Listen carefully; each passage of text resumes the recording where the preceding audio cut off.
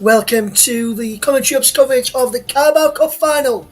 It's Cup Final day for the first major trophy in English football. It's the Carabao Cup Final where Chelsea take on Liverpool, and that's coming up very, very shortly.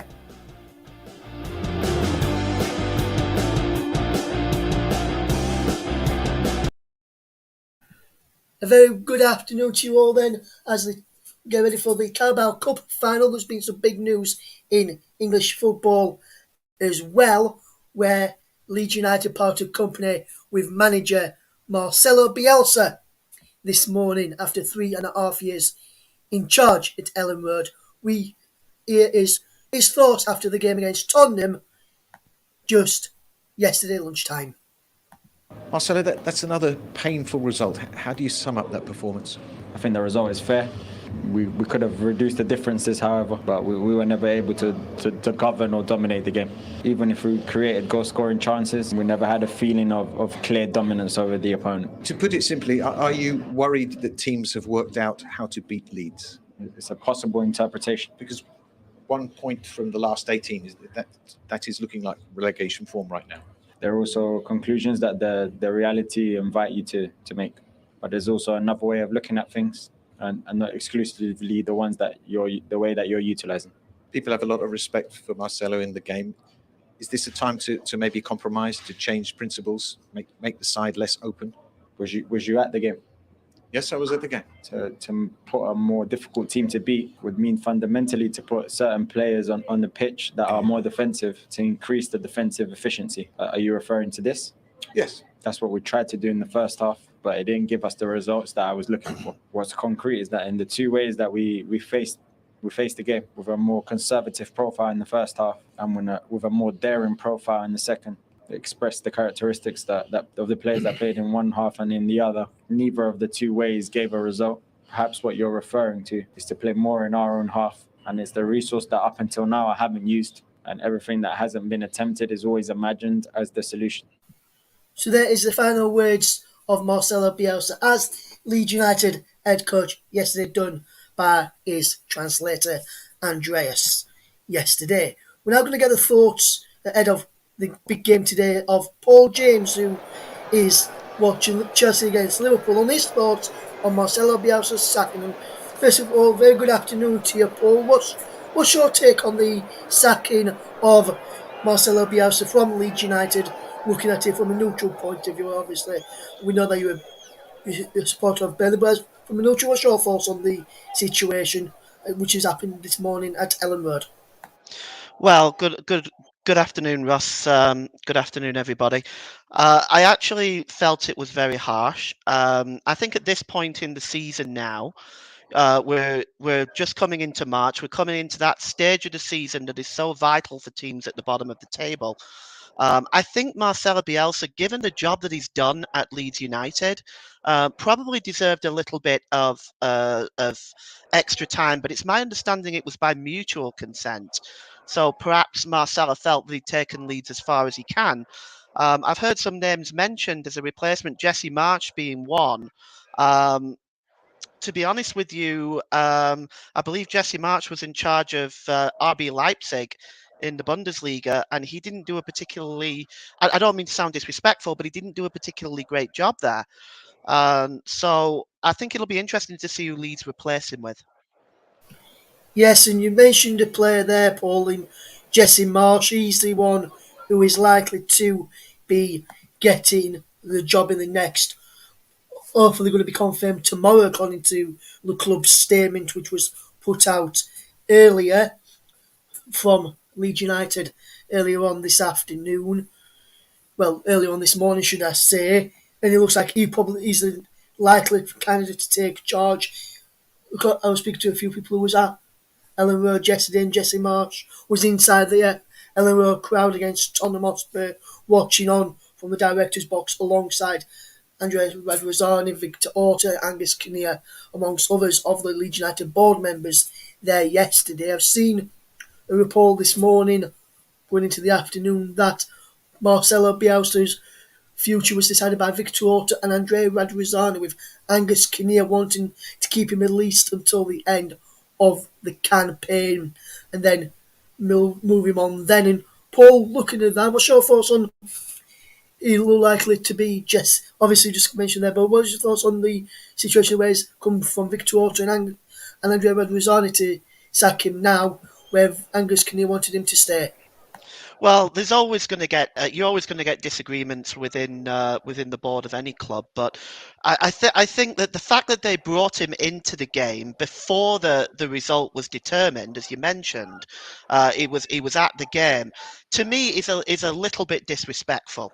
I honestly believe that a manager like Marcelo Bielsa should have been given time till the end of the season.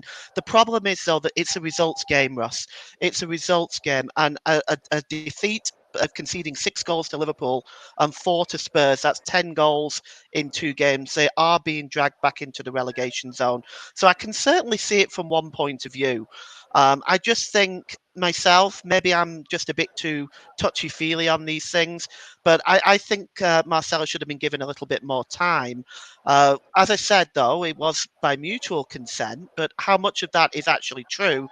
How much was there pushing versus walking, if you know what I mean?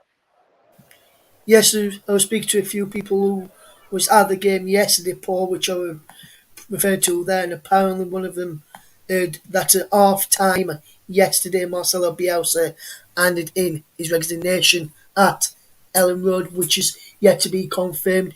Leeds say in a statement this morning released on leedsunited.com. I'll just read you a little bit of that as we get ready for the teams to emerge from the tunnel between Chelsea and Liverpool in the Carabao Cup match this afternoon. The club's statement from Leeds United. Well, Leeds United can confirm the club have parted company today with head coach Marcelo Bielsa. The 66-year-old was in charge of the team for over 3.5 years. Andrea Radrizzani says it's been the toughest decision of his career that he's had to make during his tenure at Ellen Road. But he says, however, he has to act in the best interest of the club, and he believes a change is required now in order to secure Premier League status, and recent results performances have not met their expectations. One thing here which stood out to me from Victor Orta, who was one of the people who wanted him gone now, and we'll go across to Paul and JB ready for the kick-off very shortly as the teams are about to emerge from the tunnel at Wembley in our featured game this afternoon. Victor Orta said he has created a legacy overseeing major infrastructure improvements at Thorpe Arch, uniting the supporters and players, and giving a clear pathway for young players to transition into the first team. It is disappointed his reign has had to end in this manner, given the special times we've enjoyed in recent years, which have been some of the best in my career. We cannot hide from recent results. I would like to thank Marcelo for his commitment and dedication, wishing every success going forward.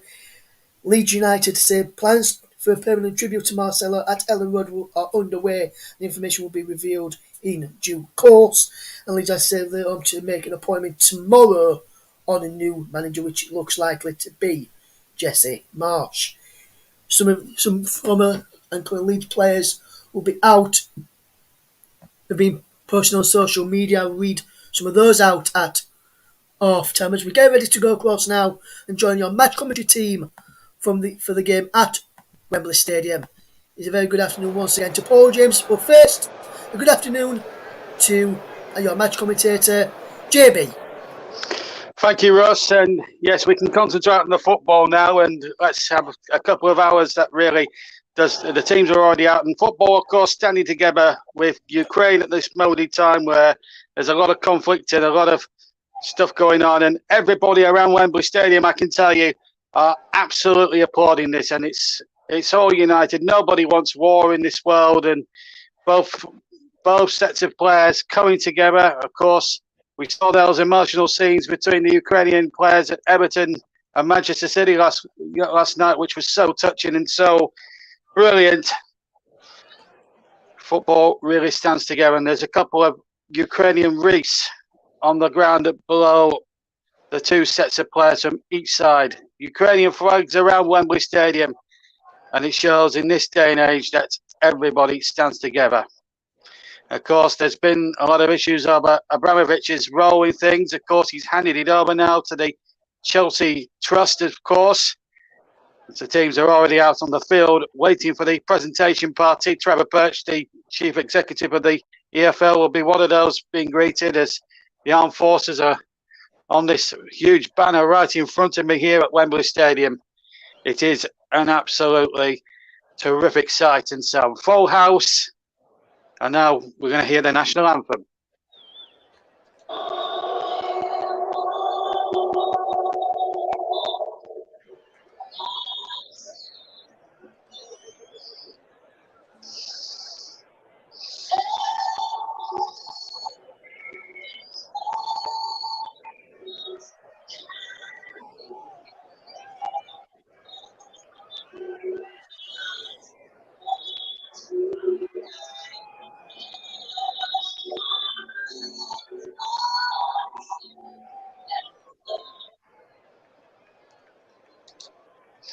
Superbly sung there, and you can see straight away Jurgen Klopp has not come out in a suit like he did in 2016. There's no presentation party, so in fact, both teams will shake hands with each other. They were all lining up there, and in fact, they're even going to go into a match photograph to show that there's unity in the game of football, and that's great to see. And even the officials getting involved there as well, just to show that everything is, football does stand together in the world of conflict and war. And it's sad that we're seeing all these things happening here at the moment in Eastern Europe. But let's not think about this for the next 90 minutes or so. Let's think about all the good things going on in the world now. And this Carabao Cup Final, of course, when it was all set up nearly 60 years ago, this final, it was termed the People's Final. Right, let's look at the two teams, starting with Chelsea. Edouard Mendy's in goal. And then it's Trevor Chalobah, Thiago Silva and Antonio Rudiger across the back. And it's Azpilicueta, N'Golo Kante and Mateo Kovacic and Marcos Alonso. And then it's Mason Mount, Christian Pulisic and Kai Havertz up front. They're going to play a 3-4-2-1 formation. So Mount and Pulisic will play as the two attack-minded midfielders. Watch out for Alonso and Azpilicueta. We're going to watch out for them steaming up both flanks. But it's a pretty bold lineup from Thomas Tuchel. His team have already won the World Club Championship this month. Colin Carrera is the surprise choice in goal for Liverpool. He gets the nod above Alisson, and it's a back three or back four of Trent Alexander-Arnold, Joe Matip, Virgil van Dijk, and Andrew Robertson. Then it's a three-man midfield: Fabinho, Henderson, and Naby Keita. In fact, getting the starting lineup. And then it's Mo Salah, Sadio Mane, and Luis Diaz, who gets the nod ahead of Diego Jota up front. So it's Keita who plays rather than Thiago. That was a late change. So Keita comes in there, and he'll play on the left-hand side of that three-man midfield. And there's Thomas Tuchel. Both teams' managers aren't wearing suits. Jurgen Klopp wore one in 2016. It wasn't particularly lucky because they lost to Manchester City that day. Well, let's guarantee one thing today, folks, that Manchester City will not be getting their hands on that three-handled trophy. Jurgen Klopp, no suited and booted for him. Baseball cap in his usual guise. Shakes hands with his fellow German Thomas Tuchel. Now, well, history will be made at Wembley today. We'll see the first German winners of the Carabao Cup. And Thiago, who should have played, I think broke down in the warm-up with an injury. And you can just see him there in tears, knowing that a great opportunity to play at Wembley probably has passed him by. Paul James alongside me at Wembley today. Paul, what a final we're in for here. And, well, we always say it's a classic, but we'll bring you in just a second because the players are about to kick off. Referee, incidentally, is from Nuneaton. That's Stuart Atwell. Two assistants are Dan Warbotham and Dan Cook. Andy Madley's the fourth official. Darren England is VAR. And after the controversy at Everton yesterday, let's hope VAR have a good day at Wembley today. So the players, before the start, of course, will take the knee on the first whistle to outline that there is no room for racism in any walk of life, let alone football. And then on the second whistle of referee Stuart Atwell, The 2022 Carabao Final will get underway at Wembley. Both teams in traditional strips. Liverpool in the red, Chelsea in the blue, and off we go then. The first major prize to be decided. And Paul James alongside me. What are you expecting at Wembley this afternoon? It's got to be hair and scare a million miles an hour stuff, surely, hasn't it? Oh, yes. Mohamed Salah, Sadio Mane are the spark plugs for Liverpool, 30 goals between them. Chelsea as well have some really balanced attacking forwards. Mason Mount, of course, Kai Havertz supporting the line. So this is a the defences are going to be worked out today. They're in for a real workout, and I believe we're in for some goals today. Well, let's hope so. You predicted it, not me. So whatever, if it all goes wrong, Paul, it's your fault. But anyway, there's Jurgen. Here's Jurgen Klopp there. As Liverpool have it on the far side. Remember, Stuart Atwell, the referee. Kante cuts that out. And Thomas Tuchel and Jurgen Klopp already in their technical areas as the fans start applauding both their sides here. Still Ukrainian flags flying, but we're not going to think about that now. It's Alonso now on the left-hand side for Chelsea. Marcos Alonso, of course, cousin of former Liverpool player Xavi Alonso, of course. Here's Rudiger back inside. Thiago Silva knocks it in there. And Kovacic knocks that one back. And now the ball back to Edouard Mendy. Prepared to Kepa Arrizabalaga in the goal. And the last time Chelsea were in a Carabao final, a couple of years back against Manchester City, Arrizabalaga kind of let his team down a little bit. Maurizio Sarri, I think they lost that final on penalties to Manchester City, but it was memorable for all the wrong reasons because he didn't want to come off and himself and Sarri had a bit of a set to that afternoon. Let's hope Tuchel doesn't have the same problem with Edouard Mendy today. But we've had 2 minutes got in the final. Chelsea have a throw. Just to remind everybody that if it's level after 90 minutes this afternoon, there is no replays, of course, in the Carabao Final or the League Cup Final anymore. They were abolished more than 23 years ago now. The last replay being Leicester against Middlesbrough 1997. So if it does end level, we do have extra time. If it's level after that, we'll have penalties. Well, let's hope we can get it settled within the 90 minutes today. With the 22 players out on display, you should be able to. At least we'll have a different name on the cup.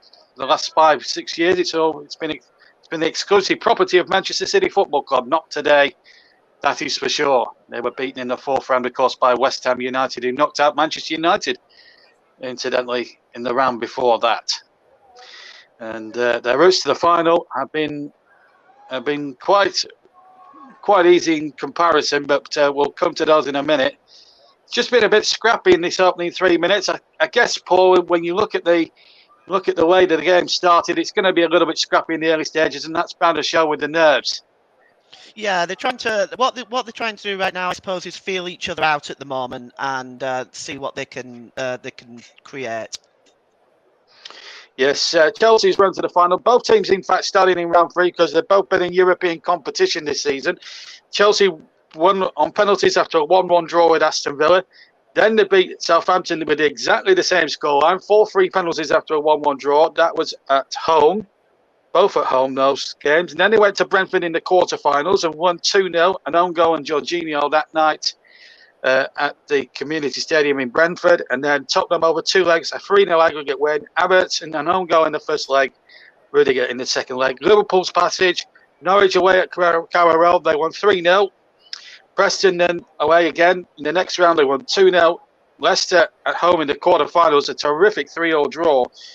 Chamberlain, Jota, and Minamino saving them. And then, of course, the heroics in the penalty shootout, getting Leicester City through, getting them through there when it looked as if all the while Leicester were going through that night.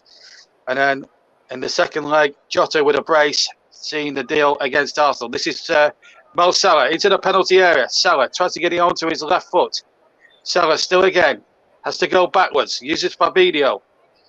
It's very difficult to work out who the favourites are. It's the deflection on the cross there from Alexander-Arnold. Should fall from Rudiger.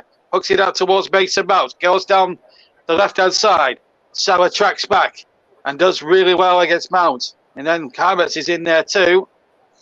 And already I think this is going to be a decent final. Let's hope we don't have the muckers put on it. And it's very rare that I get 0-0s on a live game, so all being well, that should be the case. Yeah, it's going to be. Sorry, JB, go ahead. No, it's absolutely fine. What are you going to say, Paul? Sorry. Yeah, I was just going to mention the game's going to be played at 100 mile an hour today. And I'm already seeing Salah just working hard, getting back. Oh, there's a chance. There was a chance there inside the penalty area for Mason Mount. It might have been Mason Mount, I'm not sure, but here's Alonso with another crack. And over the top, in fact, I think it was Pulisic who actually had the shot from 6 yards, and he should have really scored there. And he gets the seal of approval from Thomas Tuchel. With 4 minutes gone, we've had the first big opportunity. It was Pulisic. It was Havertz who took the ball here, fed it to the far side. It was Azpilicueta's first cross. He was onside as well. And that was a guilty chance. And in all of that, it was a great save from Cahella, the Irishman. And really, Paul, Chelsea should be 1-up with 6 minutes gone in this Carabao final. It's still 0-0. Yeah, absolutely. If he puts that either side of Kelleher, that's 1-0. That is a gilt-edged chance you've got to score from there. But it's a good reaction save from Kelleher as well, to be fair. Yeah, a lot of eyebrows were raised in the press box around an hour ago because everyone was expecting that Liverpool would put Alisson in goal, but Coppers kept faith with the Irish goalkeeper who spent a little bit of time on loan at several championship clubs in the past to aid his development. Kate is in there straight away, tries to get Diaz away on the far side, but now the ball breaks to the far side again, and it's Azpilicueta. It's Chelsea who are trying to ask all the questions here, and there's no foul. Oh, I think there has been a foul. Azpilicueta asking a few questions there, and Chelsea just starting to take a firm grip on things. And Stuart Atwell here in this opening few moments will have to have his wits about him. One gets the feeling this was Azpilicueta there running at the defender. And I think Fabinho just brought him down. I don't think it was worthy of a yellow card. That is for sure. I think a free kick would suffice in this stage. Live on the TC Hub and all the platforms, plus Twitch. You're listening to commentary of the 2022 Carabao Cup Final. Of course, we've got FA Cup action in this next week as well. Plenty of live and recorded games. Free kick comes in. Reniger comes in at the back post. Can't steer it back towards the 6-yard area. And a goal kick it is to Liverpool. So you're listening to us on all these platforms. YouTube, we have TC Hub itself, JB Sports, JDAT Football, Storm FM, and TC Hub 2. And we're also on Twitch. Of course, these streams have been sponsored, of course, by the Melon Streaming app.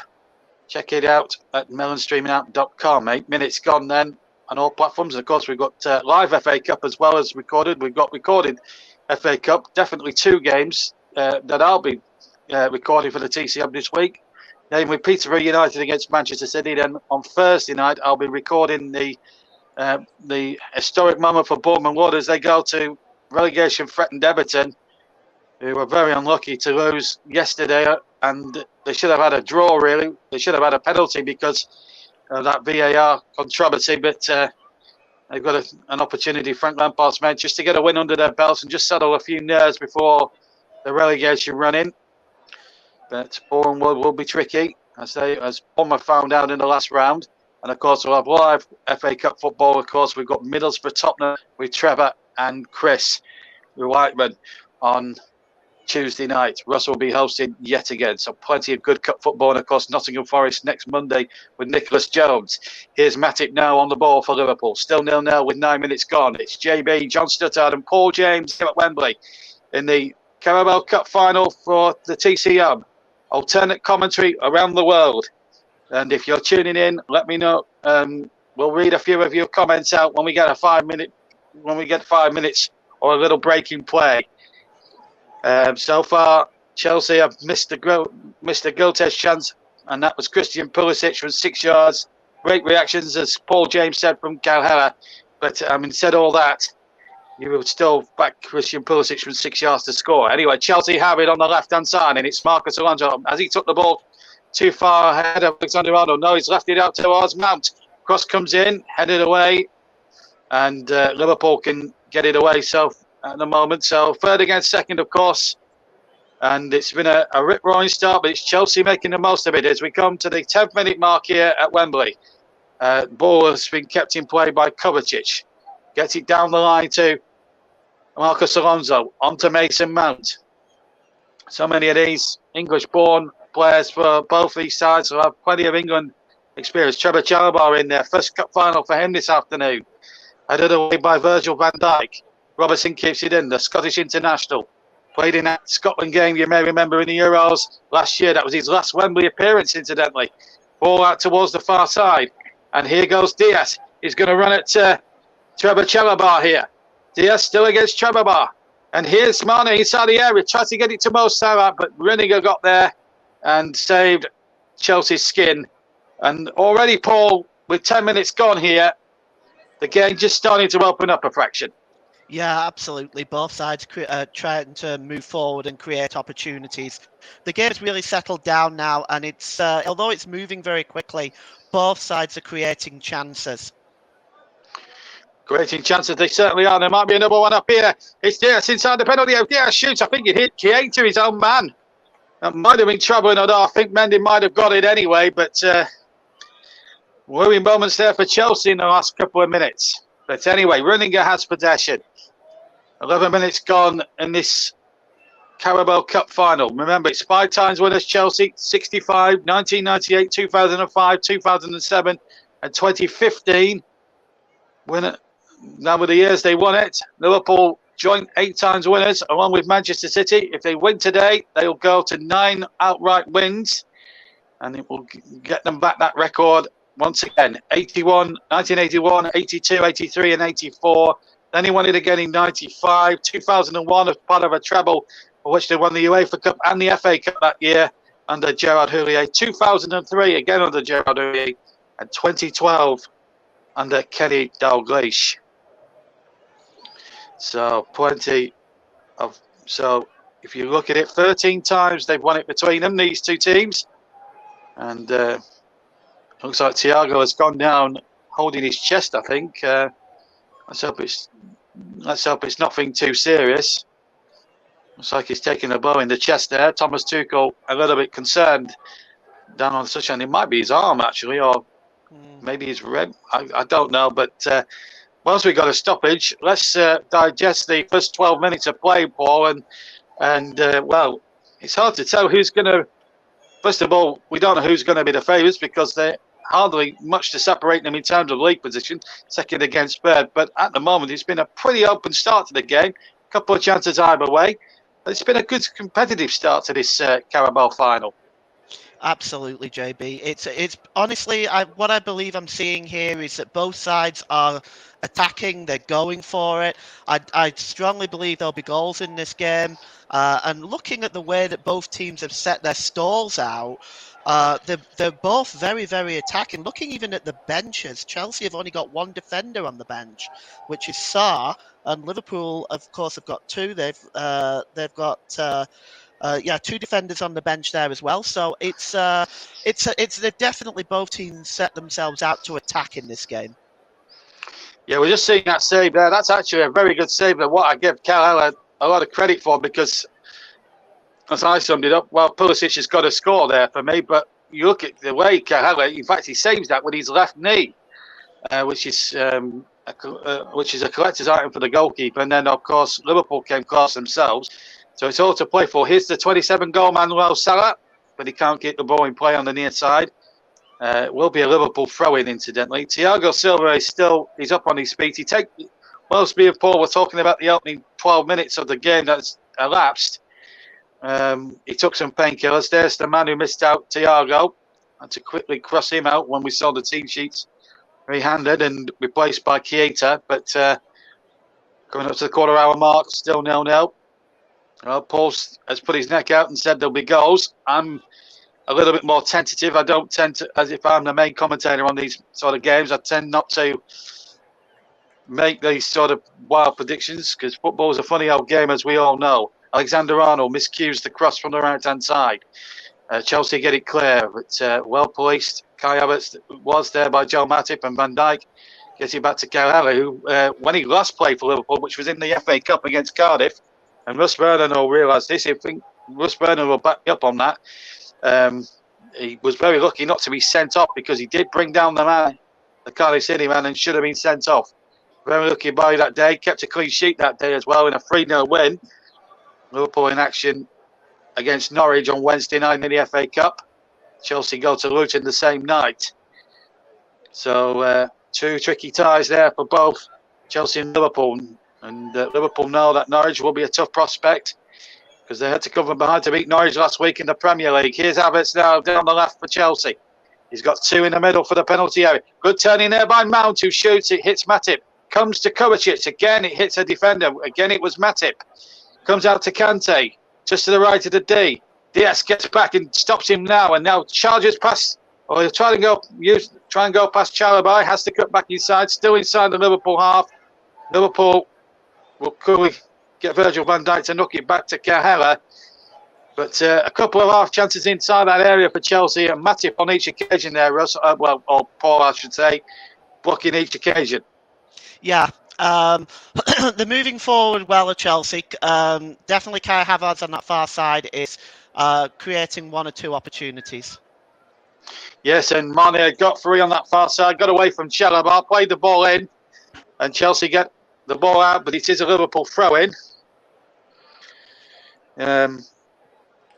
Harvey Elliott, of course, now he's on the bench, so Elliott is now on the bench. Harvey Elliott, who you may remember suffered a broken leg against Leeds earlier on in the season. He came back a couple of weeks ago in the cup against 3 weeks ago against Cardiff and scored a wonderful goal to settle the issue there in that FA Cup game. So Harvey Elliott is now named as a substitute. So he's amongst the substitutes.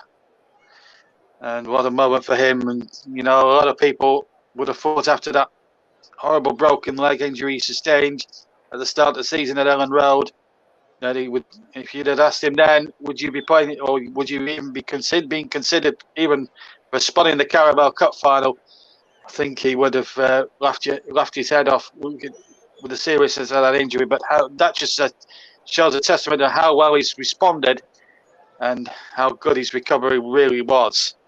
17 and a half minutes gone in the Carabao Final of 2022. Who's going to win it this year? Will it be Chelsea for a 6th time, or will it be Liverpool for a record 9th time? Here's Alexander-Arnold playing the ball in there, and Mane had dashed in beyond the last man. Not certain whether he'd have been offside or not. Would have been. I'd like to look at the replay, despite him missing the opportunity. But that was one of those Trent Alexander crosses, Paul, which was right on the money again. Mind you, Chelsea did give him acres of space, and he was onside. Oh, what a superb cross this is! Right on the money. Sane's got to do better than that. That was a beautiful cross, right across there, right on his head. Got to hit the target from there. Well, Liverpool back in possession. It was a good kick out there by Mendy. The last time these 2 teams actually met in any competition, it was the Premier League in early in the new year. 2-2 draw it was, and a terrific game of football it was. It was on a Wednesday night at Stamford Bridge, and 2-2 it finished, and a terrific game of football it really was. And Cahella did play in that game, incidentally, so he knows what Chelsea are about. Here's Mo Salah, the 27-goal man in all competitions. Here's Henderson. Henderson now to force Fabinho. Here's Keita. Keita has to turn back inside. Uses Fabinho. Now Keita again. In from the start. Was originally a substitute, but when Thiago had to pull out with a late injury sustained in the warm-up, he came in as a late replacement, but hasn't looked out of place so far in that Liverpool midfield. It's fitted in there, you would think, rather seamlessly. Ball out towards Matip now on halfway. Still 0-0. If you've just joined us on all TCM platforms for the 2021 Carabao Cup Final live for Wembley Stadium. Alternate commentary on the TCM, on all the TCM platforms, including these following YouTube channels: JB Sports, Storm FM, JDAC Football, and TCM2. We're also on Twitch, incidentally, for those who don't have YouTube, who like their feeds to be of a Twitch persuasion. And of course, you can catch us, of course, if you want to follow our Twitter account, where we bring you all sorts of breaking news and what games are coming up on the platform for the next few weeks. You can follow us at Commentary Live 1. Anyway, here's Diaz into Henderson. Back to Salah, who shoots. Hit Thiago on the chest. Comes out again to Alexander-Arnold. Now Marnie picks the ball up. Marnie goes down. He was pushed there quite conclusively there by Mason Mount. And Paul, what an opportunity this is for Liverpool. Just outside the penalty area, right of centre. Oh, absolutely. This is a great opportunity. Definitely a foul. I'm really glad Stuart Atwell is keeping his cards in his pocket at the moment, though. He doesn't want to, start waving cards around early on. But this is an excellent opportunity for Liverpool here now. There's a lot of possibilities. A lot of possibilities indeed. 3 of them there. Alexander-Arnold, who I've commentated on scoring some terrific free kicks in the past. Mo Salah, of course, the 27-goal man, and captain Jordan Henderson. They're the 3-man committee. There are 5 in the Chelsea wall. Well, they put a draft excluder behind that wall. A man lying, man lying down behind that wall. And while Mendy, I don't think they're going to put a body. Are they going to put a body behind? Don't think they are. I think there's going to be 5 men in the wall. The wall doesn't seem that particularly good, to be perfectly honest with you. But we'll soon find out in a minute. Well, there's 4 men, and then there's a 5th one right on the end with a little gap here. It's going to be touched there to Salah, who shoots, but he shoots wide off the target. It did not deflect, and it will be a goal kick to Chelsea. We've had 21 and a half minutes gone in this Carabao final, and it's still Chelsea 0, Liverpool 0 here on the TCO. It was a nice idea, wasn't it?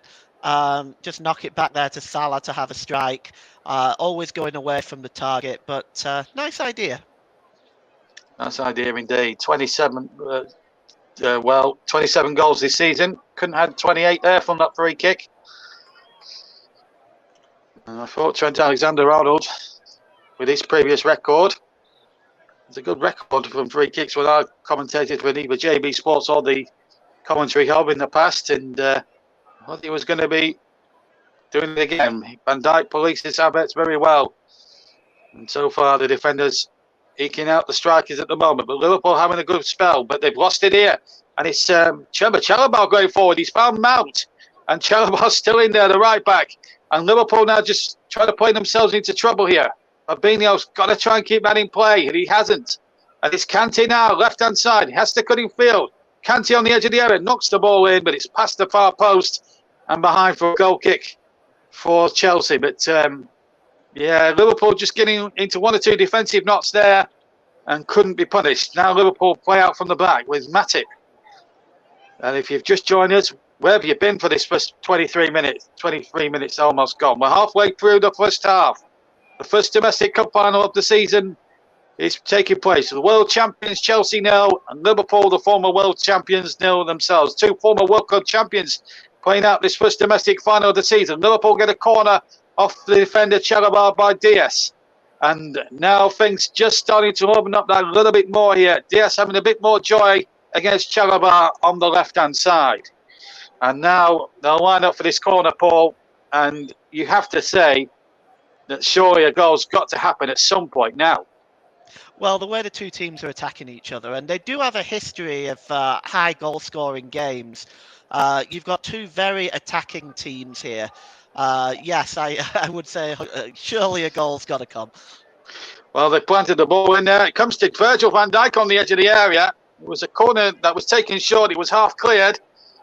And Van Dijk tried the shot. There's a foul there, and it's going to be... and I wonder who is... Well, he's not signalled, and there's players surrounding him, which is making... Well, Alonso has gone down presumably. I think... No, it's not Alonso. It's another Chelsea player. I can't see who it is. And Henderson there, Aspilicueta's there, Van Dijk's in there, Harrods is having a word or two as well, Alonso's having a word or two, Rudiger, they're the usual suspects. The player went down incidentally was Mason Mount, whose job got up again, and I think, yes, he has given it to Chelsea. I wasn't quite sure who'd given it to in the first instance, but it is a free kick, so, yeah. And now Klopp and Tuchel, I think they're just sharing a joke rather than fisticuffs on that sideline, but this is what happened. Oh, flailing arm. I tell you what, VAR might have to get involved here, Paul. That looked well, was it accidental or was that deliberate? Well, it's very difficult to say looking at that. There was definitely contact for sure, but I don't think he was actually sort of swinging his arm deliberately, and I think that's the key to this situation. Perhaps a yellow card there. Well, maybe the referee was reluctant. Who knows? But we do have VAR. Down in England is on VAR today, and after all their controversies yesterday at Everton, they need a good day today. Otherwise, the people that are using the VAR will come in for a lot of more criticism from a lot of the sports writers of this country. Yes, that was a mess Alexander at Arnold. Everton yesterday. I mean, well, whilst we got a break in play, Mendy's got it. I've seen that incident with the handball by, was it Rodri? A million times, and I'm still convinced that the referee or the VAR's got to give that. If I'd have been commentating, I'd have been fuming. And then there was a mix-up at Rangers, of course, when they had a perfectly good goal disallowed. So it's not really been a great week, really, in general around Europe for VAR, really, because when you watch the Rangers game on Thursday, they had a perfectly good goal disallowed against Dortmund. But we'll come back to that in a second because Liverpool are on the attack here with Sadio Mane. He's got Keita out to the far side and Robertson overlapping. Robertson's cross is deflected and it will be a corner for Liverpool. The second in about 3 minutes. Now, they went short last time. Will they go short this time, I wonder? We'll see, but this game really started to hot up. Remember, we will be selecting a man in the match for ourselves, but I should tell you the actual man in the match wins the Alan Hardaker Trophy and it's chosen by the members of the written press. But we will choose our own supplementary player of the match, but we will tell you the actual player of the match as well as the ball goes into the area. There were claims for a handball there against one of the Chelsea players. There were 3 Liverpool players appealing. Diaz has it on the right-hand side, tries to take on Alonso, and he tries to dig out a cross. Van Dijk is in there, takes it on the chest, hooked away by Rudiger. Well, it was a bit of a crowd scene, one has to admit. Now, will they refer that to VAR? It was against Aspilicueta. I'd like to see that replay again just to see what happened here. The ball was played in there. There's well, no, not for me. I'm not sure. How do you think, Paul? I think that come off the leg. Yeah, the Liverpool players appealing though. Yeah, well, I've seen a lot of this appealing at the beginning of this game, trying to get players booked and everything. That to me was not a penalty at all. Yeah, and I think missed out well there was bang on the money. And so too was Darren England. Not really clear and obvious. It wasn't even an error to start with. Anyway, here's Henderson now to Salah. Right-hand side. Salah tries to play it in towards Mane. Good tackle there. And it will be a corner for Liverpool. Starting to come into this that little bit more. They're a bit timid to start with. Now they're winning corners of plenty. Klopp having plenty to say to 4th official Andy Madley, of course, brother of Bobby Madley, of course, who's now back in England refereeing. He's had a miserable couple of years personally as Bobby. But it's nice to see him back in the English game. Now, refereeing, even though he's in the lower leagues these days. Anyway, corner kick. Alexander Arnold to take them. We know what variations he could perform from corners. Third of the game. Here at Wembley. Deeper one this time. Knight got up. It was headed away by a Chelsea defender. Wasn't quite sure who it was. Salah just definitely takes it down now as he marauds down the right-hand side. Keita now to Alexander Arnold. Chips it in there. Henderson takes it on the chest. Tries to feed Mane, but Kante there, sweeping up. Just like he did in his Leicester City days 6 or 7 years ago. Ball out towards the far side, and it's still 0-0 if you've just joined us. Diaz has it. Has to go away from Pulisic. Fabinho into Henderson. Henderson back to Keita this time. Diaz now will take on Pulisic. Plays it in field. Found the corner, it goes to Mane. And now Robertson's in there, but again, Pulisic, the American, taking control of the situation. Pulisic, who was stretchered off in the FA Cup Final behind closed doors in 2020. Well, having scored in again, they did lose that match, Chelsea, 2-1 to Arsenal, you may remember. Here's Matip. Still 0-0, but, well, we've played half an hour, still no breakthrough yet, but still a long way to go in this final. If you haven't heard the news elsewhere, there's been a sacking at Leeds United. Not surprisingly, Marcelo Bielsa has gone. has gone by mutual consent, we're told. Anyway, back to the game here. It's Mane, back to Keita. Keita right on the shot, great save! Charlie Mane on the rebound, brilliant! Great defending from Aspilicueta. And I cannot believe that Liverpool there, Paul James, did not strike the first blow. First save, brilliant from Mendy, but the second block from Aspilicueta was just absolutely epic and heroic. Oh, that was absolutely superb. But everything fact, leading up to this was superb. The shot, the save, that is absolutely incredible. Mendy gets down really well. In fact, it's a double save by Mendy. Double save by Mendy. I called it wrong. Oh, that is sensational. That is sensational. Mane must have thought he'd scored. Well, we all thought he'd scored there. I must admit. Anyway, Trent Alexander-Arnold with the corner. He's curled it in there. Diaz got up, but so too did Trevor Chalobah. He got it out. It's another Liverpool throw. That was Liverpool's fourth corner, but that is one of the great Wembley double saves. It's up there with Montgomery in 73, that one. I've got to say, that was brilliant. Yes, absolutely. Double save indeed. Half an hour gone, and that is probably the best double save at Wembley since Montgomery. You have to go back to the 73 Cup Final for that one. But that was a terrific piece of goalkeeping there, and I did him a little bit of disservice, Edouard Mendy. Anyway, throw to Liverpool. Poor one, really, from Alexander-Arnold. Easy clearance for Chelsea. Liverpool still have it, but then Alonso takes it now right by his own corner quadras on the near side. Ball knocked away. Van Dijk will win the next header. Then Keita knocks it forward. And Kovacic, the other number 8, takes it forward and gets it forward for Chelsea. Tries to get Havertz on his way, but Cahella, who's been a virtual spectator for the last sort of 15 minutes, takes possession. Now Matip to Fabinho, back to Matip, I should say. Now Cahella again. Number 62 plays in goal.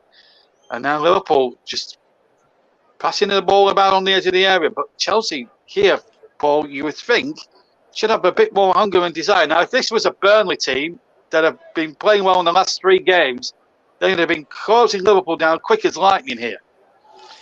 Yeah, that's true. It's Chelsea at the moment. They're just on the back foot at the moment. They are defending reasonably well. And of course, that good save by Mendy. But Liverpool have taken control of this game for sure. Taking control of the game, they certainly have after Chelsea had a good up at. But at least both Cahella and Mendy have made really stunning saves. Cahella early in the first half, and then just a moment or two back, a superb double save. I initially thought from real time that Aspilicueta had got back and deflected it over the top. But in fact, when we looked at the replay, it was a double save, and it was a double save of extraordinary proportions by the goalkeeper, Edouard Mendy. That was top-class goalkeeping. And remember, he was on the dole, on the French dole about a decade ago. And here he is now playing in a Wembley Cup Final, and one of the most expensive goalkeepers. His rise from where he was 10, 12 years ago to now, has been extraordinary. It's a great story. Anyway, here is the aforementioned Mendy now on the ball. He has to kick it into touch, however. And it's not out of touch. It's been kept in play, incidentally. Wembley's a very fast stadium, so it's very difficult to tell whether the ball goes out on the far side or not. Here's Robertson now, left-hand side, the far side as I look. Chips the ball towards Henderson on the edge of the penalty area. Alonso got there first, won the first ball. Fabinho, who can strike them, hits the shot, deflection, but it falls very kindly to Mendy. And he keeps it in play. It was going wide, and he's in theory stopped the corner. This is the double save again, Paul. This is Montgomery. Yes, this isn't it? Oh, this is stupendous. How the first save was good, the second save was unbelievable. It was absolutely unbelievable, and Mane must be looking to the heavens, wondering what he's done in a past life to deserve that. Well, ask Peter Lorimer. Well, Peter Lorimer was the man denied on the second Montgomery save. Cherry, if you remember in 73, Cherry had the first header saved by Montgomery, and then Lorimer, who in those days had the hardest shot in football, smashed that towards the goal with all his might. Mind you, that Montgomery save was down at the left-hand end of Wembley. This was down at the right-hand end of Wembley. That will go down as that's offside surely against Havertz, but he's been allowed to go through. It's Kai Havertz. He chipped it over the goalkeeper, but he chipped it wide of the far post. That's another goal test chance. But I have to say, the linesman kept his flag down initially, And I have to say, he looked offside here from the first glance. Let's have a look on the replay. Was he level? No, he was offside, and he was offside by about 2 yards. Yeah, I think I just saw on the that on the replay, JB, that the linesman, they did that ridiculous thing that me and you have, really spoke about so often. He raised his flag after the ball had gone wide, but what a chance for Havertz. Yeah, well, probably him missing it has probably saved his blushes really in a daft sort of way, because I keep saying this at least once every commentary. I do, and this rule has to be scrapped. Whoever decided on this rule needs to be absolutely castricized for it, because it's just absolutely preposterous. If he's offside, just stick the flag up. It's easy. I know it's for VAR, but it's preposterous. It's ridiculous. There is no room for it in the football. We want a free-flowing game of football. So please, the rule makers, next year, let's just get the offside rule back to what it used to be. Thank you very much. Right. 9 minutes to half time. Still 0-0. Romelu Lukaku's Chelsea's top scorer with 10 in all competitions this season. He's warming up on the far side. And will we see him later on in the final, I wonder? Well, I'll just have to wait and see. Diaz is through. Here he is, on towards Mane. Henderson making a good run. Can't pick out Salah. Alonso got there instead. Robertson's crossing from the left, looking towards. And now then, did that come off Alonso or Salah? It came off Salah, I think. I think a goal kick has been awarded to Chelsea here. And it remains 0-0 as we go into the final 8 minutes, 8.5 minutes of the first half. Well, it has to be said. Sorry, JB. As you would say, goal kick has been awarded. Yeah, it has to be said.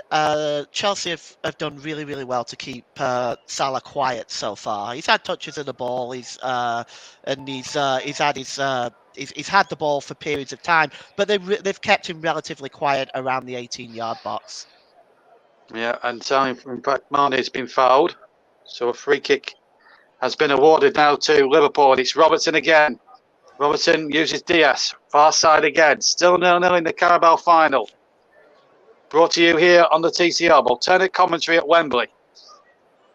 If you fancy a break from the mainstream domestic commentary, we can offer you a better alternative. Ball played into the penalty area, headed away by Rudiger. We're live on YouTube and Twitch. And it's still 0-0. Great first half this has really been, but melted by two great saves, one in the early stages by Cahella, and then something like 5 minutes ago, Edouard Mendy doing his greatest impression of Jimmy Montgomery of 1973 with an excellent double save. The only difference was Montgomery in those days managed to flick the second save under the bar. Mendy did better. He flicked it over the bar. So 0-0 as Mane goes down. It looked like a foul to me. I've got to be honest. I think that's the first big decision that Mr. Atwell's got wrong. I thought Mane was taken out from behind. I have to say, Chelsea carry on though, and it's Havertz on the far side. Takes the ball down beautifully, and it's Pulisic now, saved by Cahella at the near post. And Pulisic gets on the rebound again, has it far side.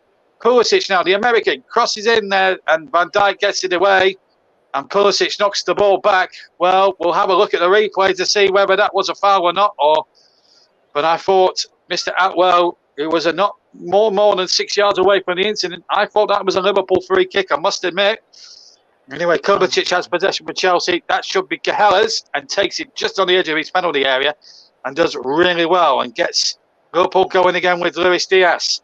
Diaz still. Oh, that's a definite foul. That's a definite foul by Cesar Azpilicueta. That's going to be a free kick for certain for Liverpool.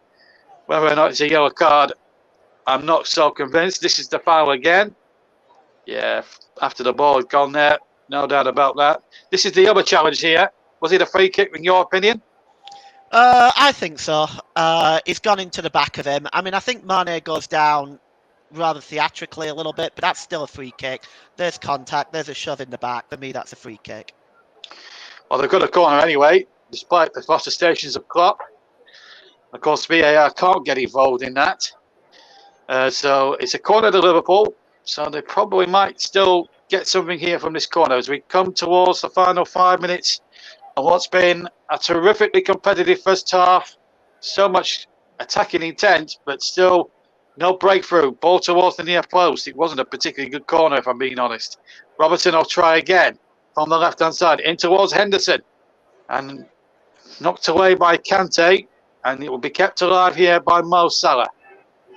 Salah uses Alexander-Arnold, chips it forward towards the far side. Henderson has made a run on that left-hand flank, uses Robertson again. Robertson's cross, dangerous one, but Mendy's underneath it, despite the advances of Joel Matip. So 5 minutes to go to the break on all TCF platforms, including JB Sports, Storm FM, TCF2 and JDAT Football and Twitch.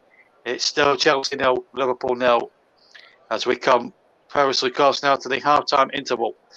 And no foul there, was there? No, there was. Foul on Kante, free kick. 10 yards from halfway inside the Chelsea half to Chelsea. Well, we've had a lot of incident in this first half, and as the ball knocked forward, Alonso's got free on that left-hand side. Havertz is waiting in the centre. Ball played in there towards the penalty area. Pulisic was there. Havertz has got it on the chest. Shot comes in and over.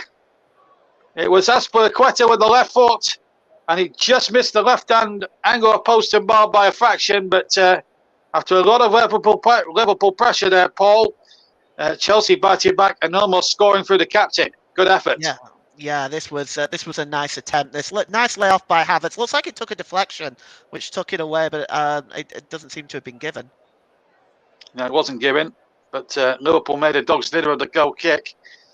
But anyway, it doesn't matter. Diaz is in possession for them and tries to get Salah away on the far side. It will go out of play on the near, and it will be a throw to Chelsea midway inside their own half on the near side, the left-hand side. And, well, of course, this has to be decided on the day. No replays these days. If it's level after 90 minutes, we will have extra time. Level after that, it will be a penalty competition or a shootout.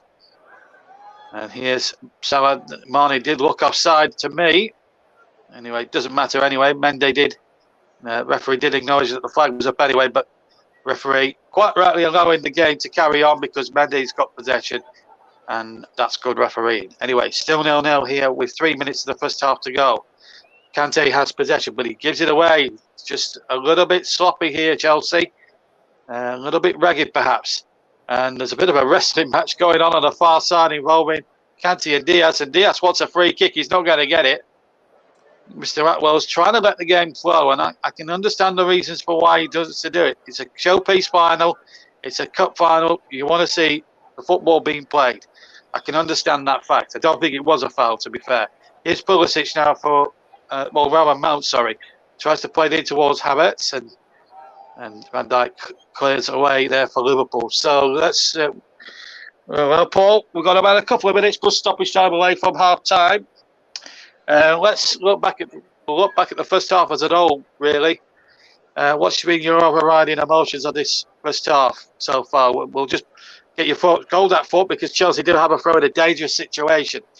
Pulisic takes it back, or Robo Alonso, sorry, takes it back to Kante back to Pulisic, back to Alonso. Then it's Kovacic played in there towards Alonso, and the ball knocked back.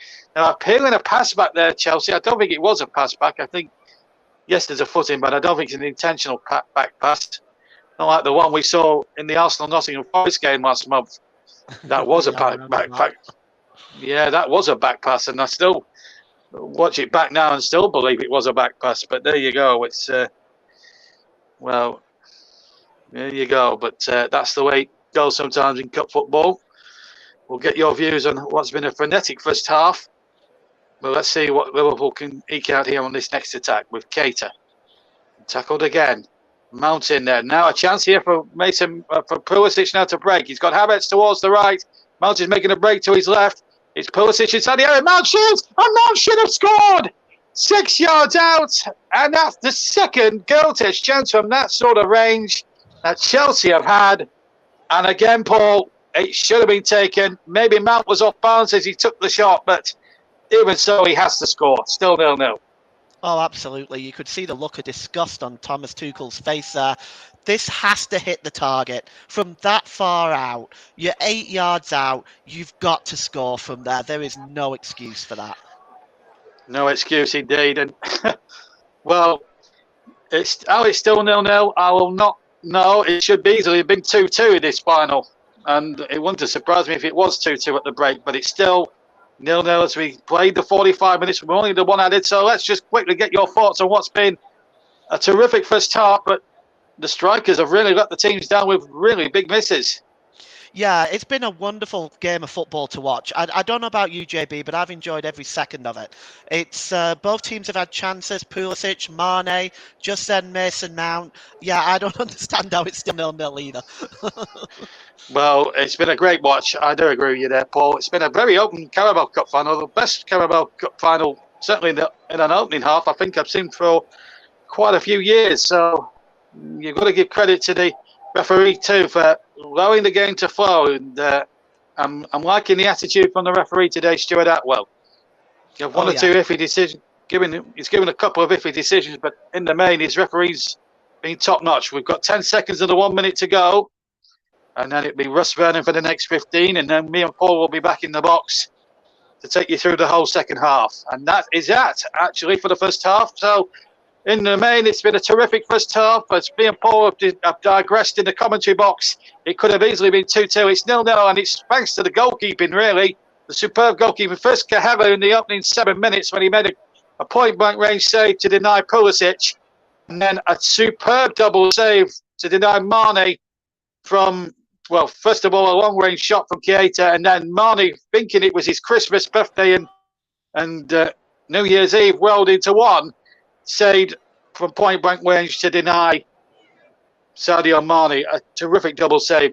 Shades of Jim Montgomery in 1973 certainly written all over it. So as the teams make their way off the field, it's 0-0 at the break, but plenty of optimism for goals in the second half. Half-time then in this Carabao Cup final, as we head back to Russ Vernon. It's Liverpool 0, Chelsea 0. Thank you, JB, and thank you, Paul. We'll be back with those in a few. Well, with JB and Paul in the next 15 minutes or so ahead of the second half action. We're just going to take a quick break, and when we return, we'll recap some of the day's big news and some of the day's scores from earlier on in today's matches. Don't go away, you're listening to the TCO.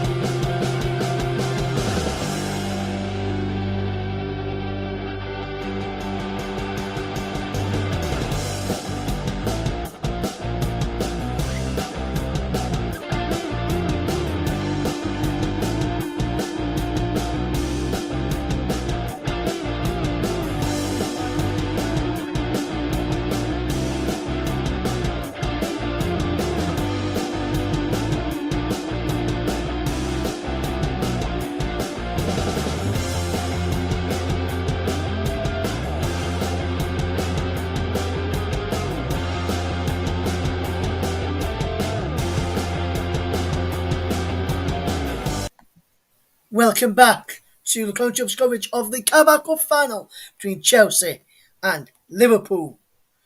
Earlier on in today's action, in the Premier League, we saw West Ham United beat Wolverhampton Wanderers by a goal 2-0 thanks to Thomas Souček's goal in the first half of that game. That was a fantastic.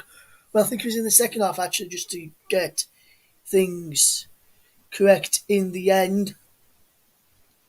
Yeah, 59th minute, just before the hour mark from Thomas Souček. After brilliant work from Mikel Antonio, it was a throw-in, and West Ham worked it superbly well against Wolves today. Looking ahead to some of the other action which has took place today across other games. In the Women's Championship, it finished Blackburn 1, Lewes 0. Sunderland 0, Crystal Palace 1 and London City Lionesses 2, Bristol City 3.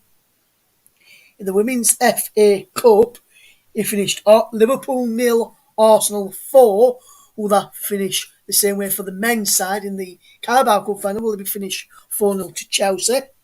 Manchester United lost 4-1 to Man City. Charlton lost 2-0 to Everton. Durham lost 1-0 to Birmingham.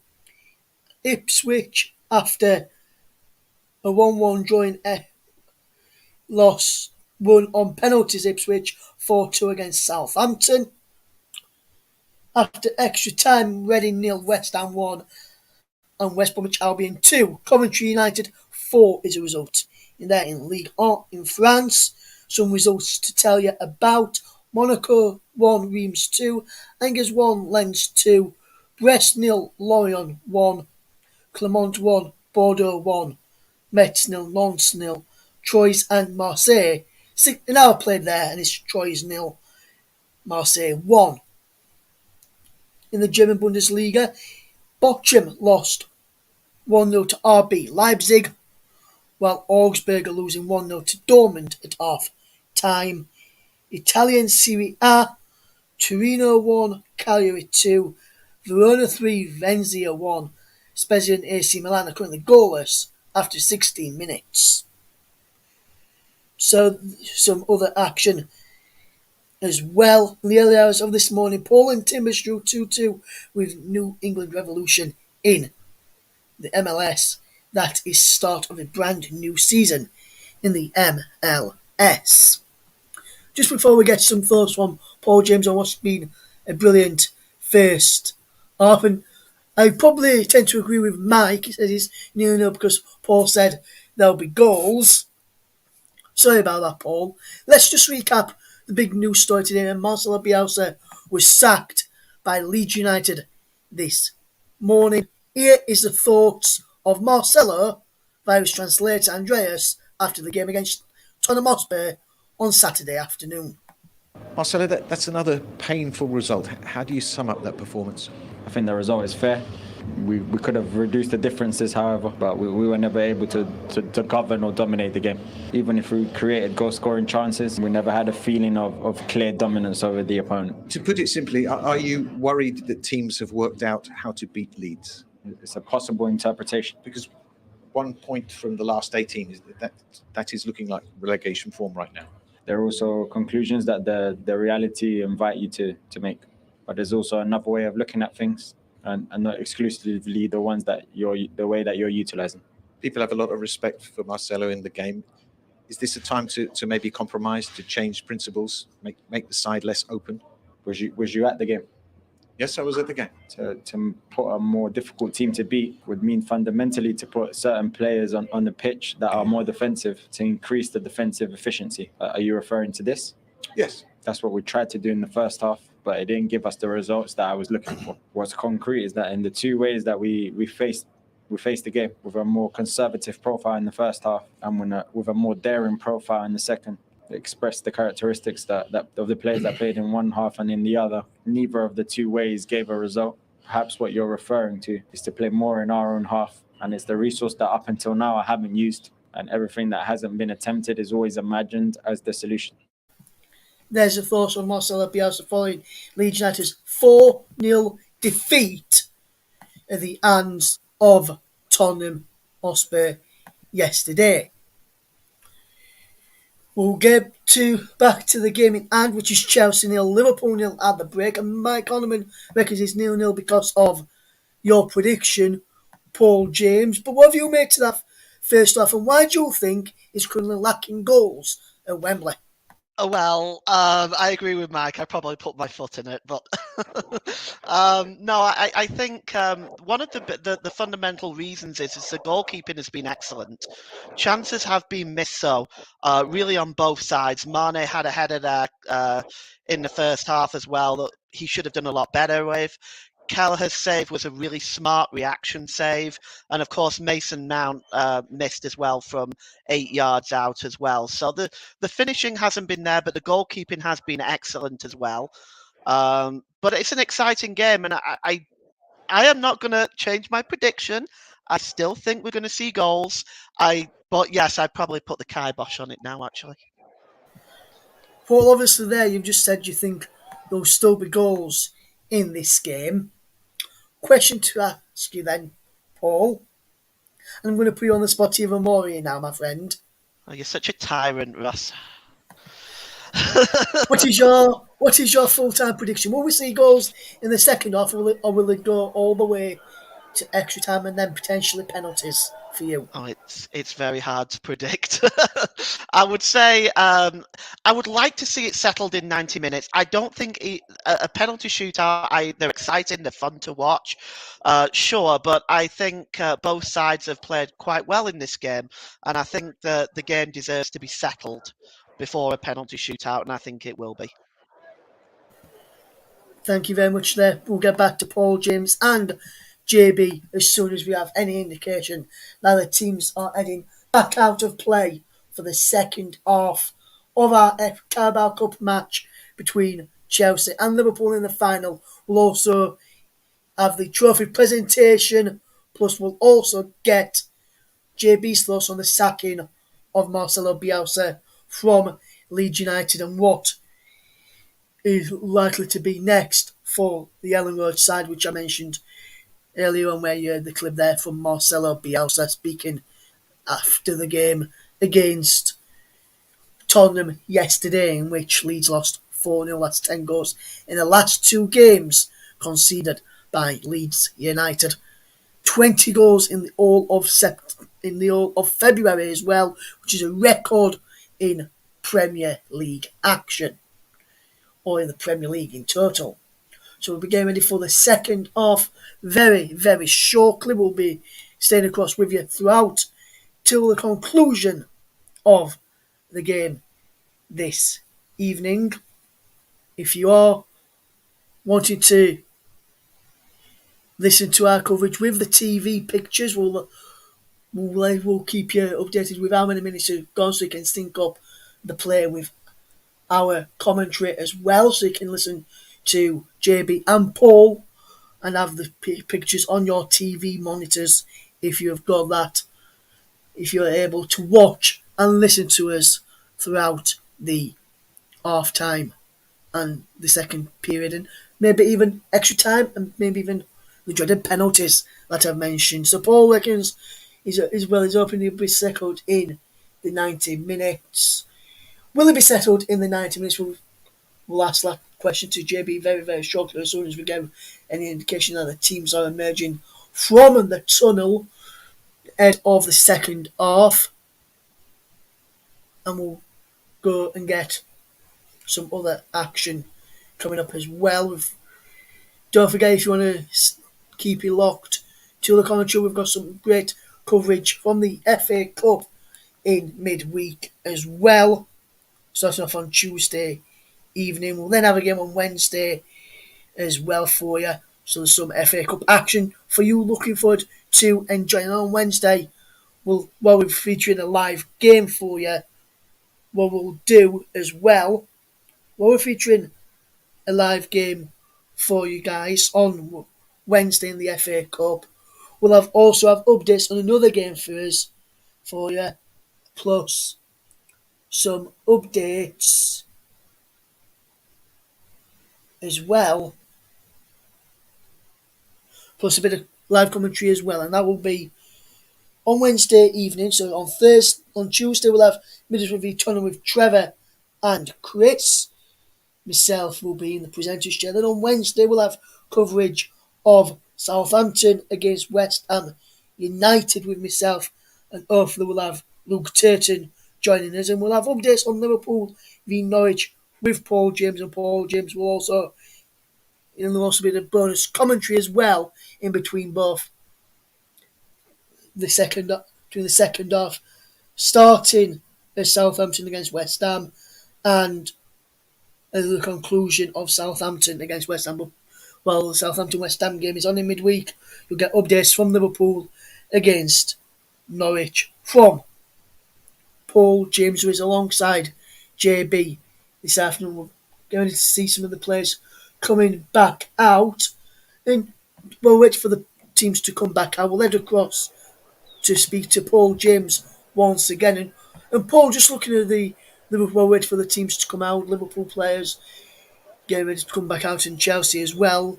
Luis Diaz in the Liverpool side today. And I was hearing last night that Leeds boss Marcelo Bielsa turned down the chance to sign Luis Diaz before he joined Liverpool. Do you think it would have made a difference to the Leeds United side from his performances at Liverpool so far, Paul? Well, yes, I mean, a player of that quality certainly would have made a difference, but I don't really feel that Leeds' issue really at the moment is scoring goals. They've got players that can score goals. I think defensively there's an issue at Leeds. But yes, certainly Luis Diaz in the lineup would improve almost any Premier League club. He's such a quality player.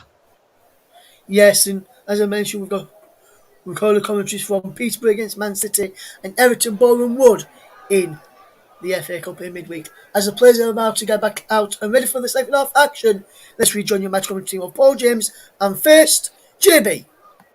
Thanks, Russ, and welcome back, everybody. And as the players begin the second half, let me give you a little trivia quiz question, which you can answer in the live chat as well. The League Cup started 62 years ago today, as Chelsea get underway, taking the goal to our right, still 0-0 if you've just joined us. We'll recap what happened in the first half for you in a second. First final took place 62 years ago this year. Aston Villa were one of the finalists. Who were the other one? Anyway, here comes Chelsea at the start of the second half. Cross coming in and Fabinho getting it out. I'll repeat that quiz question in a second. Here's Alonso on the ball now against Jordan Henderson. Henderson goes back and the ball out of play. So let me recap the quiz question. Aston Villa were one of the first finalists of the League Cup back in 1961. But who was the other finalist? And it will be you'll be surprised to hear who it is. So you've got 10 minutes to make your guesses, and I'll give you a clue. They are a current League One side. There's your clue. So there's your clue. And you have 10 minutes to guess, and I'll give you the answer in in about 10 minutes from now. So no changes from either side. But if you were not with us earlier and you don't know what's been happening in this first half, well, Helen made a good save in the 7th minute, a terrific save from point blank range to deny Christian Pulisic from 6 yards. And then Edouard Mendy went one better when he made a superb double save. First of all, from a long-range effort from Nabil Keita. And then when the ball was spilt out to Sadio Mane, he looked as if he had the most simplest tapping in the world. He stabbed it towards goal, and Mendy must have got a left hand to it and palmed it over. Liverpool just playing chicken on the edge of their own area, but they're getting away with it. And then he managed to tip it over the bar. And then Mason Mount missed a gilt-edged chance from 6 yards when he popped the ball wide, when he knocked the ball wide of the target. Liverpool attacking the goal to our left, and to the right is Chelsea. Paul is alongside me in the commentary box. Well, Paul, your prediction of goals is not bearing fruit amongst the people on the live chat at the moment. They think they might put a jinx on it. Mind you, when we said that, we've got Chelsea on the attack here. And here's Havertz across the face. And Pulisic was probably half a stud away from getting on the end of that brilliant Havertz cross.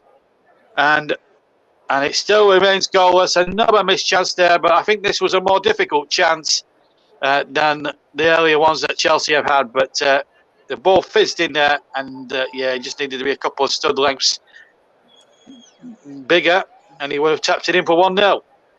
Yeah, it was a good ball across with pace. Pulisic was just a half an inch away from that. But it's a nice start to the second half by Chelsea. Absolutely. Liverpool try and look for a free kick from Mo Salah, and he doesn't get it. I have to say, Stuart Atwell has been very coy on the decisions that he's made, and he's been very decisive, very adamant, and he's really has performed really well so far, trying to let the game flow for as much as he can, and I like that in a referee, especially when it comes to a cup final. I've seen many a cup final in the last sort of 10 dozen or so years as a football fan and as a commentator, where the referee, now then, the flag has stayed down, and Hamas has hit the post, or was it? No, it was Mount, in fact, who hit the post. I'm not sure the flag actually went up or not, but Thomas Tuchel cannot believe it, and if he was onside there, Paul, then this is the worst miss of the whole final. Let's have a look. Where's it? Oh, he's on. And he's on by a country mile. How has he missed this, Mason Mount? How has he missed it, Paul? I don't know. I think this is all my fault. I put my hands up. This is another gilt-edged opportunity. You've got to score. The goalkeeper's beaten all ends up. The goalkeeper was beaten. Cahella didn't even have a price, and you wouldn't have got any odds on him escaping away with that one, with a clean sheet still intact. But he's left. His right-hand post must be a lucky charm for him today, the Irish goalkeeper, Cahella. Amazingly, it's still 0-0. I'm surprised it isn't 3-2 one way or the other, because these two teams, with all the attacking intent, look, I've just seen a replay there. Van Dijk is trying to claim offside. He definitely wasn't. And I don't believe, do you know what I think, Paul? I don't think Mount can believe he's actually onside, and I think he didn't think he had as much time as he thought he had. And I'm not trying to excuse him, because it is an inexcusable miss, but still a player, England class, should be scoring for me. Anyway, here's Diaz, chipped in there, Mane, but the goalkeeper out there first. He'll come for Diaz on the edge of the area. Mane, with the goalkeeper Mendy was all at sea there, but Chelsea helped him out defensively, and in fact they've won a free kick. But, I mean, every time you see that miss from Mount, I mean, I thought the one at the end of the first half was bad enough, but that one, and as I just said now, Mendy's injured, by the way, but as I said just then, you could probably, another person could excuse him.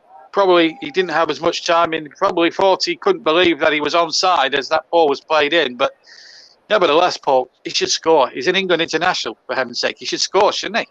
Absolutely. Got to finish that.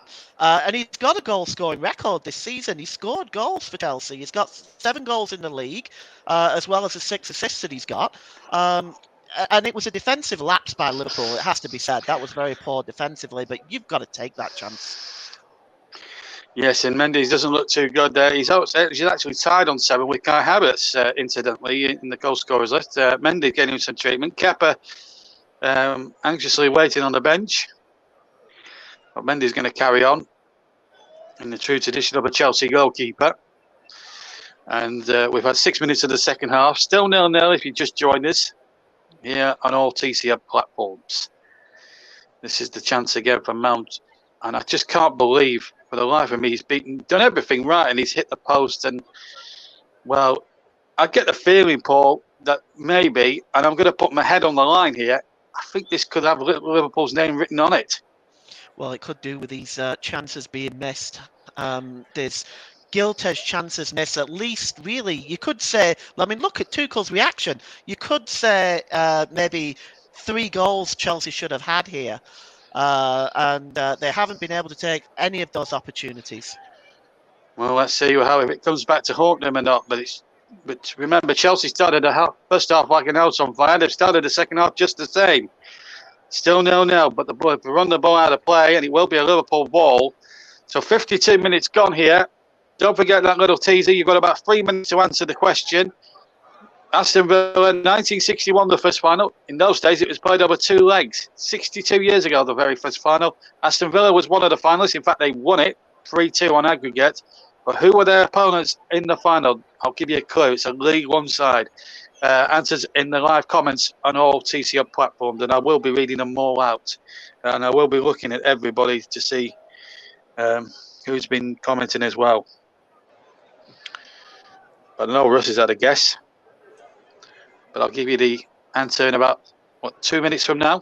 So don't forget, have a guess at the little trivia quiz at the JB League Cup teaser. 0-0 here, and it's a puzzler. While we haven't had a goal yet in this final, we've had so many really good opportunities.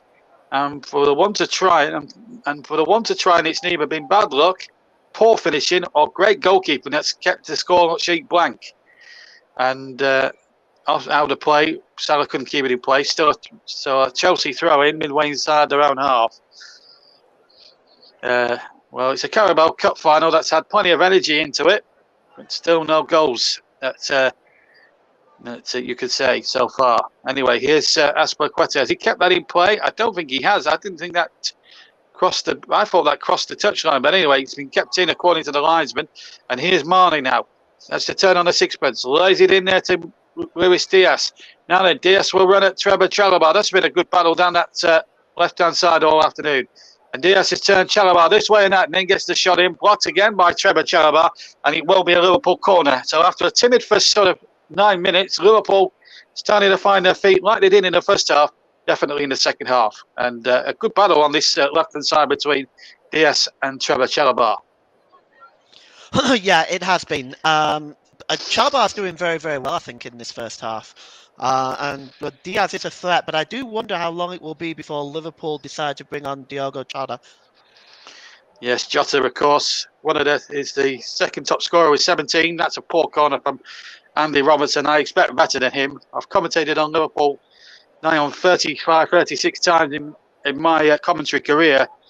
And Andy Robertson, in most of those games that I've ever covered for Liverpool, in any competition for that matter, has always been one of the standout performers. Now, there's a problem here for one of the Chelsea players. I'm not sure it is. I think it might be the captain, in fact, Cesar Azpilicueta. And I think the referee's calling the physiotherapist on. And this could be an enforced change with Thomas Tuchel's men. Could upset the balance of the side, because he's actually been one of their better players this afternoon.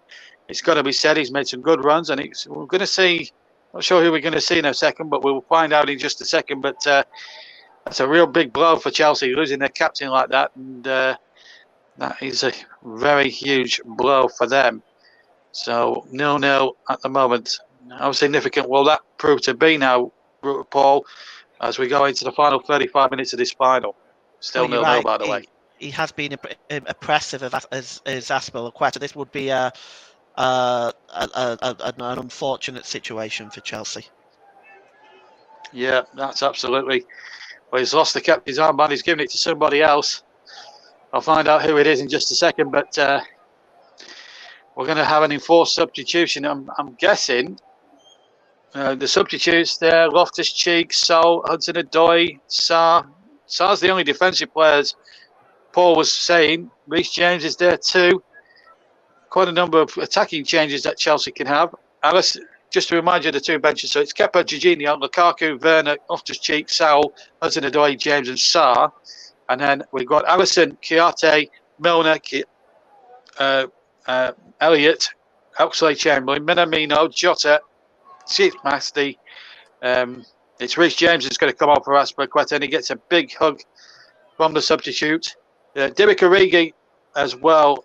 Of course, as I said, Harvey Elliott, a late replacement for Thiago, who, if you haven't heard any of the final before, has missed out because he got injured in the warm-up before the start of the final. Real sad sight. One of the biggest days of his professional career, taken away from him through something as innocuous as an injury in the warm-up. It's always a heartbreaker. But he'll be willing his troops, willing his Liverpool teammates on to try and get a victory here. Is their name written on the 300 trophy for a ninth time, I wonder? They've had their post-it. They've had so many chances, Chelsea. But then again, Liverpool should have scored themselves, arguably for Marnie, who had a much easier opportunity. And then, for whatever reason, Mendy got up and made that Montgomery-style save. Still 0-0. Thiago, who was injured, seems to have shrugged over that injury off early on. Now, Reece James gets his first touch on the right-hand side. But he plays it back, and he almost sold Trevor Chalobah almost down the ribbon because Robertson nearly got to him. And Chelsea just struggling to get the ball out their penalty area at the moment. Now Mendy does.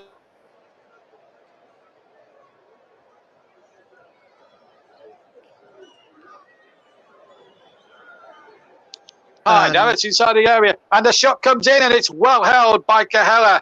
Terrific effort from Mason Mount, and a lovely breakout from Chelsea. It was Mount who made the initial break, incidentally, from Alonso's on ball. So well corrected, Paul.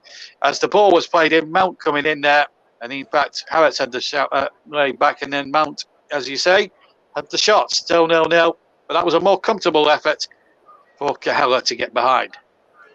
Yeah, simple save, really. Got his body down well to it. Chelsea, again, they're moving forward well. They're just not taking the chances. And my fear for Chelsea is they're going to get sucker punched.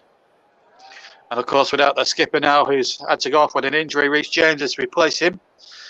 Enforced change, really, for Tuchel. And it's not what he wants now. Of course, the games are piling up for Chelsea. Champions League as well. They've been in the World Cup Championships, hardly played a Premier League game. They played one at Crystal Palace last week, and they flattered to deceive in a 1-0 victory. One on a late goal from Hakim Ziyech, actually, who isn't playing tonight. And here's Robertson now down the left-hand side. Crosses in there. Marnie's there too. We've had almost an hour here, and it's still 0-0, and there's two players down. Chalabar's definitely one, and I think, I'm going to put my neck on the block here, I think Kate is the other, and the referee has got a little bit of sorting out to do. Let's have a look. Who was involved? It was the two, yes. I was right on both counts. And in fact, Keita has actually fouled Chalabar there, as far as I'm concerned. And I tell you what, if VAR don't get involved here, Paul, then something must be wrong with the system. Oh, that's studs. That's right on the inside of the leg. Oh, that looks very painful, JB. Very painful. Well, Keita's also hurt himself in making that challenge. It was almost like Paul Gascoigne then in 91 when he did his cruciate injury when he fouled Gary Charles in the FA Cup final that year. So, well, it was a ridiculous challenge. It was, as you say, Paul, the studs were showing. Keita's, well, thankfully all right. Let's hope Trevor Chalabar is. He's had a good first Wembley final so far. He's done really well, Trevor Chalabar. Coming to the Chelsea team at the start of the season, a lot of questions were asked about could he step up to the plate. Well, today, if there were still lingering doubts about his capabilities to step up to playing in a Chelsea first team shirt, well, he certainly answered those critics, if there were any today, and they've answered them in the grand manner. He's had a good game today, Trevor Chalabar, hasn't he? Oh, he's done very, very well. He's had it difficult down on that side with Diaz as well. That's not an easy opponent to face, so he has defended very, very well. He's certainly been one of Chelsea's better players. Well, Tuchel will be hoping he won't lose another one for injury because that'll be another huge Trevor Chalabar, as we've.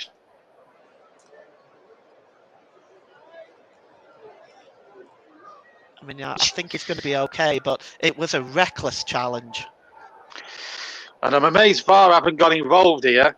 I wonder if he'll have a word.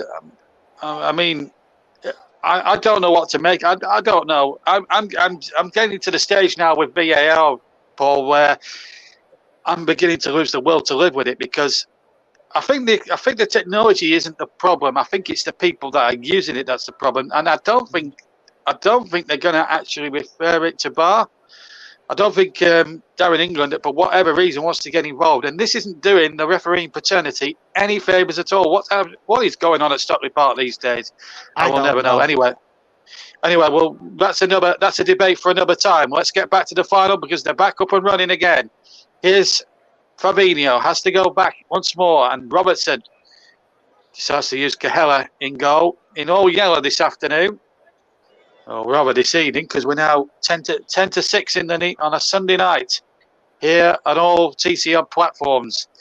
And still no knowing who's going to win this 2022 Carabao Final as day turns to dusk here at Wembley Stadium. The lights are on full pelt. We've had beautiful weather this afternoon at Wembley. It's been very mild. Not like the weather we had the other week where it was wintry and cold, minus nearly sub-zero temperatures. But it's been lovely and mild, around about 8 or 9 degrees Celsius. And the pitch actually looks in really good condition. The ground staff at Wembley have really done a terrific job as Keita and Kante battle with the ball. Kante comes away with the ball. And now Mount down that side of the field. Alonso down that side of the field. He wins his team a corner, and that's Chelsea's first corner. And they've waited nearly 63 minutes for that. So Liverpool have had about 7 corners off memory, and I might be wrong there, but definitely they've had 6 or 7 corners. Chelsea, I think this is their first, and it's going to be Mount to take it from the far side. So first opportunity today for Thiago Silva and Marcos Alonso to come forward from the back. So too will be Rudiger. Chalobah's on the 6-yard line. Deeper corner this time. Evades everybody apart from Diaz, who heads it away.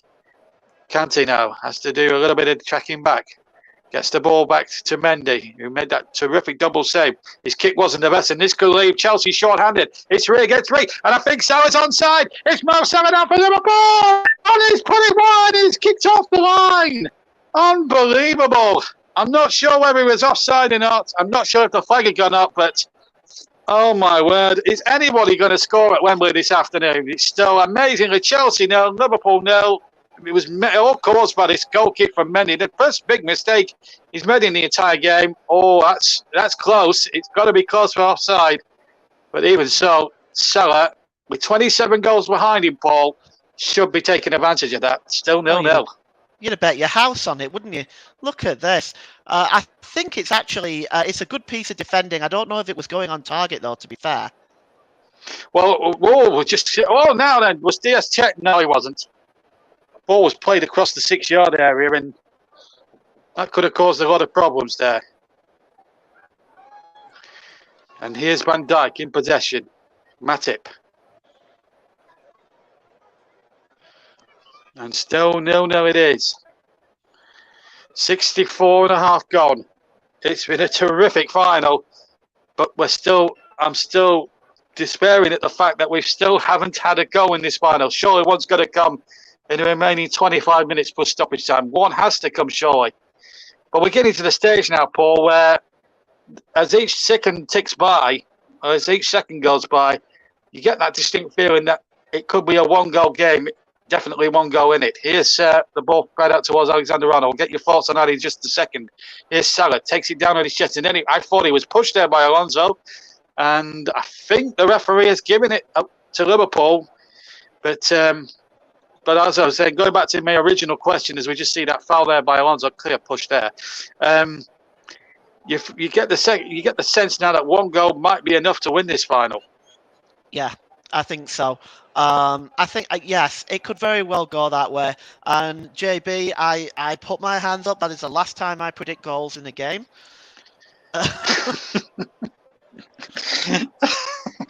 I'm glad you said it. I mean, let's face it was a fair justification. These teams have had a lot of goals in their history together when they've played. Yeah, well, in the previous League Cup final between the sides, Chelsea won it 3-2 after extra time in 2005, but that was at Cardiff Millennium Stadium. Mourinho and Benitez were the managers then. Liverpool did get their revenge a few weeks later in the Champions League semi-final with that ghost goal scored by Luis Garcia. But Liverpool have a free kick. 1 goal definitely in it. But Paul James decided there was going to be goals. We haven't had one so far. Maybe it could be vindicated here. Free kick. It's a D1. Mane's headed across the face. Goal! It's a goal for Liverpool! And it's John Matip, I think. Yes, it is. And Liverpool, who have survived so much Chelsea pressure, have taken advantage from a free kick. And it's they who take the lead halfway through the second half. 67 minutes on the clock. It's Chelsea 0, Liverpool 1. And Paul James, you are vindicated, my son. Liverpool in the lead. Yeah, this was a really good free kick as well. Straight to the back post. He's onside, no question. Straight to the back post. The header there was a good one from Mane, and on the back post, he's Johnny on the spot. Matip there just to head the ball into the roof of the net. 1-0 Liverpool, and Chelsea must be looking back at those chances now. Yes, and Mason Mount especially, but Joe Matip, how many of you had him down as first goal scorer? He must have been about 50-1 against the score today, the first goal. But the first goal he's got, and it was an easy one, and he's shown the likes of Mount and Mane, his own teammate, how to score from that thing. But they are checking for offside here. So let's not get ahead of ourselves. They are checking it for offside, but I'm certain, like you, Paul, that this goal has got to stand. Well, it's hard to tell. Now, this is where VAR gets complicated. Is he offside or not? We don't have the lines. We're just watching the replay like you'd see at home, folks. I can't see what's wrong with that. I've got to be honest. I don't think Van Dijk, firstly, is interfering with play unless he's fouled the man. I'm not quite sure. Unless he's going to give it for a free kick for a foul. Now then, what's he giving here? Well, we've seen that before, JB. We've seen that before at Burnley, where a foul on a it's not a foul, but interfering in play by blocking a defender. We saw that a couple of weeks ago, I think, at Burnley. Yeah, Burnley, Manchester United, it was. Yeah. Well, I can tell you that Stuart Atwell has gone over to the big screen on the far side, and this actually doesn't look hopeful that this goal's going to stand, you know. I don't think... Well, you said it was definitely not offside. But first of all, is he interfering? Is the defender going to get round? I can't see this other than being a goal. What's he going to give here? Has he given a free kick? Now, what's he giving here? I don't think he's giving a free kick. I think he's not giving the goal. Well, that really winds me up. The goal is... how can he be offside? If that is a toe offside, then I find that absolutely preposterous. I am fed up to the high teeth of VAR. Scrap it, get rid of it. I was an advocate 2 years ago when it came in, and I've got to be perfectly honest, Paul, that is a poor decision. Yeah, gobsmacked at that.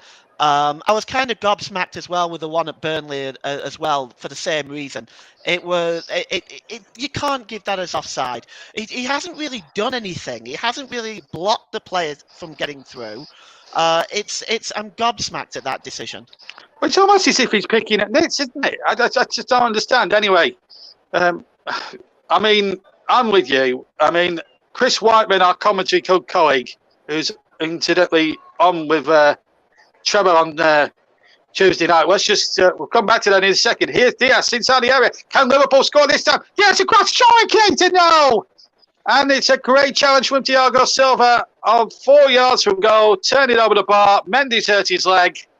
And it's a Liverpool corner. But going back to the VAR, I was just about to say that Chris Whiteman, who's our commentary hub colleague, and I've done many co-coms with him, double-handers with him over the years. He was when they first brought VAR into the FA Cup some 4 years ago. He was an advocate against it, and I have to say, a lot of people slagged him off at the time. I'm now beginning. This season, I have sort of said. He said to me, "You can give it a chance, John, but mark my words, mate." He said, "It'll cause all sorts of issues." And boy, was he right. Yeah. It is. I think I'm a big advocate of it, but it needs to be done differently. Changes need to be made. Yeah, especially the people that are using it anyway. Alexander Arnold's corner. Can Liverpool score anyway by their own accord? Diaz chips it in. It's a poor cross from the left-hand side. Liverpool still will keep possession. And he'll come to the corner taker. Alexander Arnold flicks on towards Henderson. Liverpool thought they were in front. They still might be from this cross. Cross comes in, hits Chalobah on the chest. And it falls kindly for Pulisic. Well, Chelsea there. I've had the mummy and daddy of all escapes here this afternoon. It's got to be said at Wembley Stadium. How it's 0-0 is beyond me. I'm sure, but I'm afraid Stuart Atwell, who incidentally was having a terrific game up until now, has been so down the river by the VAR man, Darren England. How can that be offside? Paul James and myself in agreement. I wonder what Russell say on the chat. And let's have a look at the chat, because I'm sure there'll be a few things said about that. I'd like to get everyone's views on the chat on whatever platform you're listening on, because it will be an interesting one, an interesting topic for debate, folks. So if you are listening to the commentary and watching the game on sync, Pulisic is free, but I'm sure he was offside. Cahellas was covering anyway. But I'd like to get your opinions, and I'll read them out on air. Keep the comments clean, incidentally. We are still a family programme at even 6 o'clock in the evening. Mane has been fouled midway inside the Chelsea half on a free kick. But, I think the time has come now for people to look at it and look at VAR and say, is it Well, Russ said Virgil van Dijk was offside for me and was interfering with play, but I don't agree with that. Was he interfering with play? Because Marnie stole in round the back. The ball was well over Van Dijk's head. So how on earth could he be interfering with play? Because Marnie was clearly onside. But it's a grey area, and I'm sure things will be sorted out in the fullness of time. Meanwhile, Mason Mount, no goal for him this afternoon. Should have had 3. And Romelu Lukaku, the top scorer with 10, comes on. And we're also going to see Timo Werner, who's got 5 goals this season, come on now. And Thomas Tuchel knows he's had an escape. He replaces Christian Pulisic, by the way, the big German. Now what? Now then, what does Thomas Tuchel? Well, Thomas Tuchel is. Paul. Well, we'll come back to what Mike and Russ have said about the VAR thing in a second. But Liverpool have a free kick, and it's going to be Robertson to take into the penalty area. Header one again. Diaz is inside the box. Just lost his balance somewhat, and the ball spread away towards halfway. Mike says he was offside. Van Dijk, that is. And Russ says he was offside. The only excuse I can find is that the referee has decided that Van Dijk was interfering by virtue of blocking the player from getting through and defending. But the ball was so far over his head, I don't think that he really could have gotten anywhere near it, the defender anyway. I think there has to be a certain amount of common sense applied here. Yeah, what you're saying is essentially, as Van Dijk paused the attempted pass there, I can't get a foot offside, one single left foot offside. I just don't fathom it. You know, you can't just have 1 foot of the body offside. It has to be a full body's width offside to be turned offside. I'm sorry, I am not having that at all. You know, we have to. First thing we've got to. I think the first thing we've got to say, we've got to simplify the offside laws, because VAR have made the offside law so goddamn complicated. Meanwhile, here's Diaz, he's clean through. The flag is taken down. Diaz for Liverpool, saved by Mendy. And Diaz maybe took it to a too acute angle, which allowed Mendy to narrow the angle and say well at the near post. Liverpool corner still 0-0 with a quarter of an hour left. Yeah, it's he just took it a little bit too wide there, but it's really the first time he's really beaten Chalobah, and he was inside there. That was a good opportunity, but again, a smart save by Mendy. It has to be said. This is maybe 2 or 3 good saves he's made in this game. Yes, and 3, maybe 4, if you take the double save into account. Anyway, here's Alexander-Arnold towards the back post, header back across. Liverpool looking for handball. Referee said no. And once again, like every decision in the house today at Wembley, VAR will check it, but referee was adamant there was no handball against Reece James. Let's see. There was a bit of pushing there by Matip in all of that. No, off the chest. Good decision from Mr. Atwell, who's synonymous actually when he's at the start of his career. When he remember the ghost goal in the Championship against Watford, he came to prominence for that reason. Sounds like a long time ago. No foul there on Marnie inside the penalty area when a goal kick has been given to Chelsea. We've got 14 minutes for stoppage time to go, and the more it ticks by, Paul, the more likely extra time is going to be. We're going to see Harvey Elliott and James Milner, incidentally. No sign of Diego Jota as yet. Are you surprised that Klopp hasn't used him at this stage? Yeah, very surprised. I think given the fact that chances have been coming for both teams and they haven't taken them, apart from the offside, of course, it's I'm very surprised we haven't seen him. But maybe he's not fully fit. He was doubtful before the game. Doubtful indeed before the game, and it's still 0-0. And amazingly, we could have had it. It could have been 3-3 today. It really could have been that sort of game. And I'm not making that up. Here's Kante. Edge of the area, dropped it, tackled again. Yes, tried to come away, brings into Kovacic, chips it forward. Lukaku looks a touch offside to me. Ball played in there, Havertz, and it's gone in. I've got a feeling he will be chalked out for offside though, because Lukaku was offside in the first phase of play, and the flag absolutely goes up for offside. But that really winds everybody up in the stadium, fans, commentators, managers alike. If you're offside in the first instance, put the flag up and stop the game. Don't play on for 10 more seconds and let the play breathe, because it just, in the end, it'll disappoint everyone. In fact, there was 2 of them offside, but that makes no difference to my opinion, that this offside law has to be simplified and has to be a lot more effective. And Thomas Tuchel, it's frustrating for him, isn't it, Paul? This ridiculous rule needs to be scrapped. Absolutely. I mean, he's 3 yards offside there. There's no doubt. Okay, if it's tight, I can understand maybe. But when it's 3 yards offside, raise your flag. It's just raise your flag. Let's get on with it. It's so ridiculous. Needs to be scrapped. Yeah, and here's Werner now, getting into a good position. He might have to do it alone. Oh, he had Havertz in the middle, but he just couldn't. One German couldn't link up with another, and it's come away once more. And it's Marnie on the chase now up against Thiago Silva, who's actually had a terrific game at the back for Chelsea this afternoon. And I think we are going to see Diego Jota. Jota is going to come on. Well, we've had to wait nearly 80 minutes for this. So Jordan Henderson's going to come off. And Harvey Elliott is going to come on. In fact, it's a triple bomb substitution. So looks like Henderson's going to give the captain's armband to James Milner, one of the more experienced members of the team. So Harvey Elliott has replaced Jordan Henderson. Good to see Harvey Elliott back on a football field after that horrible leg break, after that horrible injury he sustained at Leeds. Naby Keita, who came in from the start, was a substitute originally. Came in because of the injury that was picked up by Thiago. He's replaced by James Milner. And this man's a born winner, by the way, James Milner. Came through the academy at Leeds, incidentally. And Sadio Mane, who thought he scored in the first half, only to be denied by an heroic piece of goalkeeping by Edouard Mendy, is going off to be replaced by Diego Jota. So Jota, who's got 17 goals to his credit this season, Mane walks off the field, not adding to his 13 goals this season. So, well, it's going to be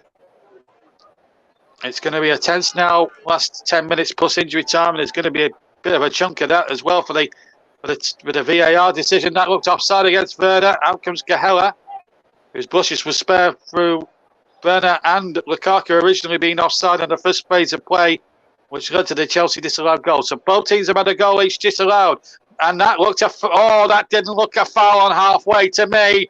I think the referee's starting to just get out of order a little bit there. I think if that's a free kick, then I need to go to Planet Mars, because that was never a foul on Kovacic, Paul. Never in a million years. Didn't look it to me either. I think, and I can understand why perhaps Klopp is questioning that with the fourth official. And now he's going to have a word, the referee, I suppose, with Klopp for something he said. But to me, that didn't look a foul to me at all. It didn't look a foul to anyone in the stadium. It just boggles the mind some days when you get decisions like that, and it's just, I don't know. It's one of those, isn't it? Where you think, right, let's, I don't get it. I just literally don't get the whole thing, because if you're going to make decisions based on, it's got to be clear and obvious. And I'm sick of the words clear and obvious too many times this season, and I think that's what's wound me up a little bit, because you want to see the correct decisions made. You really do want to see the correct decisions made in the game, and it's an absolute frustration at the moment. It's still 0-0 as we are back in the action with 82 minutes on the clock now at Wembley. Still 0-0 in this Carabao final. The other thing as well, JB, is if they have to spend 5 minutes looking at an incident over and over, you can't say it's clear and obvious, can you? No. Just had the attendance confirmed, 85,000 at Wembley this afternoon as James chips the ball in towards the back post. Knocked away. Here's Elliott getting it away now for Liverpool. We've got just over 7 minutes plus injury time to go. Kovacic wins possession. Picks out Werner on the left-hand side. Back in field it goes to Marcos Alonso. Well, whoever scores now, you would fancy will take the Joe Richards Trophy home, the free-handled trophy which has been played for. 85,512 is the attendance today. And, of course, Paul will be being asked for his player of the match. Of course, the actual player of the match in the actual final is chosen by the gentlemen of the written press, the Fleet Street's finest, and they will choose a player of the match themselves for the Alan Hardacre Trophy. But we'll have our own supplementary award anyway, and Paul will get his thinking capped on there. We've had a couple of comments come in. These two players going for foul. That's referring back to the decision to give a free kick against Liverpool. Anyway, Cahella throws the ball out. We played 83 and a half minutes of this Carabao final, and still no knowing who's going to win this final. We are 8 minutes, just less than 7 minutes away from an extra half an hour. Robertson sends the ball into the penalty area from the left-hand side. It's a poor cross from Andy Robertson. He has disappointed me a touch today, Robertson. Usually when I commentate him when I'm on a league game, he usually puts in terrific balls into the penalty area. He hasn't done so here. Harvey Elliott, that's a good ball to search out there Mo Salah, but Alonso comes back and hooks it out for a throw-in, and still it remains goalless as we now go into what Sir Alex Ferguson would used to say, squeaky bum time. And it is squeaky bum time. A goal from one of these two sides, and the Carabao Cup will be either going to Stamford Bridge or to Anfield. Which will it be going? Will it be heading down to West London, or will it be heading back up north to Merseyside? Here's Mo Salah now for Liverpool. Chips it in there. Jota's waiting. And also was Diaz as well. It's a corner for Liverpool. They must have had about 10 corners in this game. And I have to say, Trevor Chalobah has had a super game. His defensive work, his work rate and his industry and his defending, one has to say, has been absolutely first rate. Corner comes in, ball shots in, and it's broken to Matip, and the corner came in there, and it's hooked away by Chelsea. And that was a worry then to Mendy.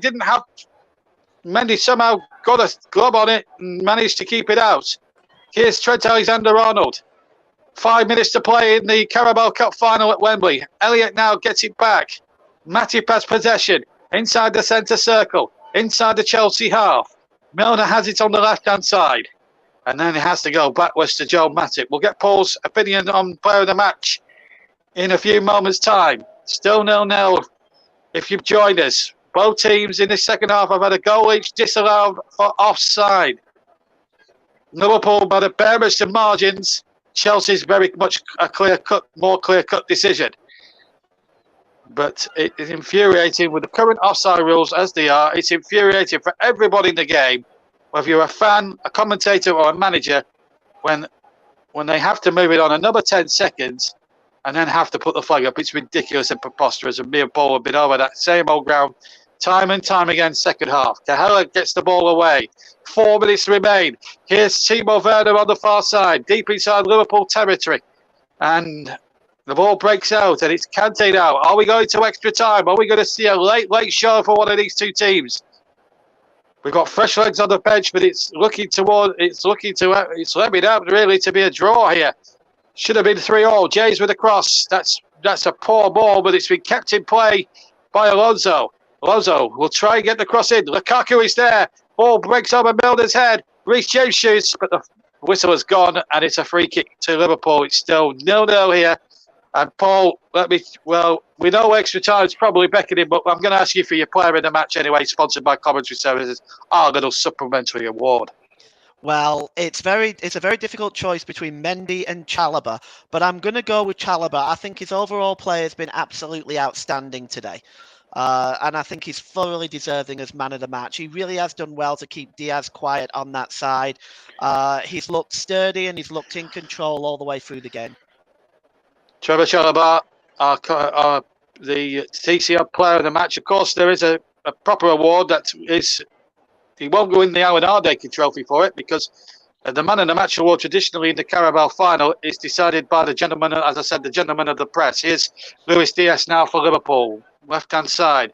Tries to cut inside. Our player of the match, Trevor Chalobah. Still 0-0 if you've just joined us here on the TC Hub and all platforms, but it's been lost. And here's Kai Havertz on the break on the right-hand side. Havertz keeps the ball alive. Havertz towards the edge of the area. Kante chips it over to the far side. Well, Werner was waiting on that far side and he couldn't be found. And still it remains goalless as we now head towards the end of this the end of this final, or the end of the first, at the end of the 90 minutes anyway, this Carabao Cup final here at Wembley. It's been interesting to say the least. It's been an amazing final in all sorts of different ways and methods, but with 2 minutes to go of this Carabao final, we still await the first goal with bated breath. Are we going to see one before the end? I wonder. The ball knocked towards James. James takes it down on the right hand side. Back in field to Kante. 90 seconds of the normal time to play at Wembley Stadium. 85,520 something is the attendance here this evening.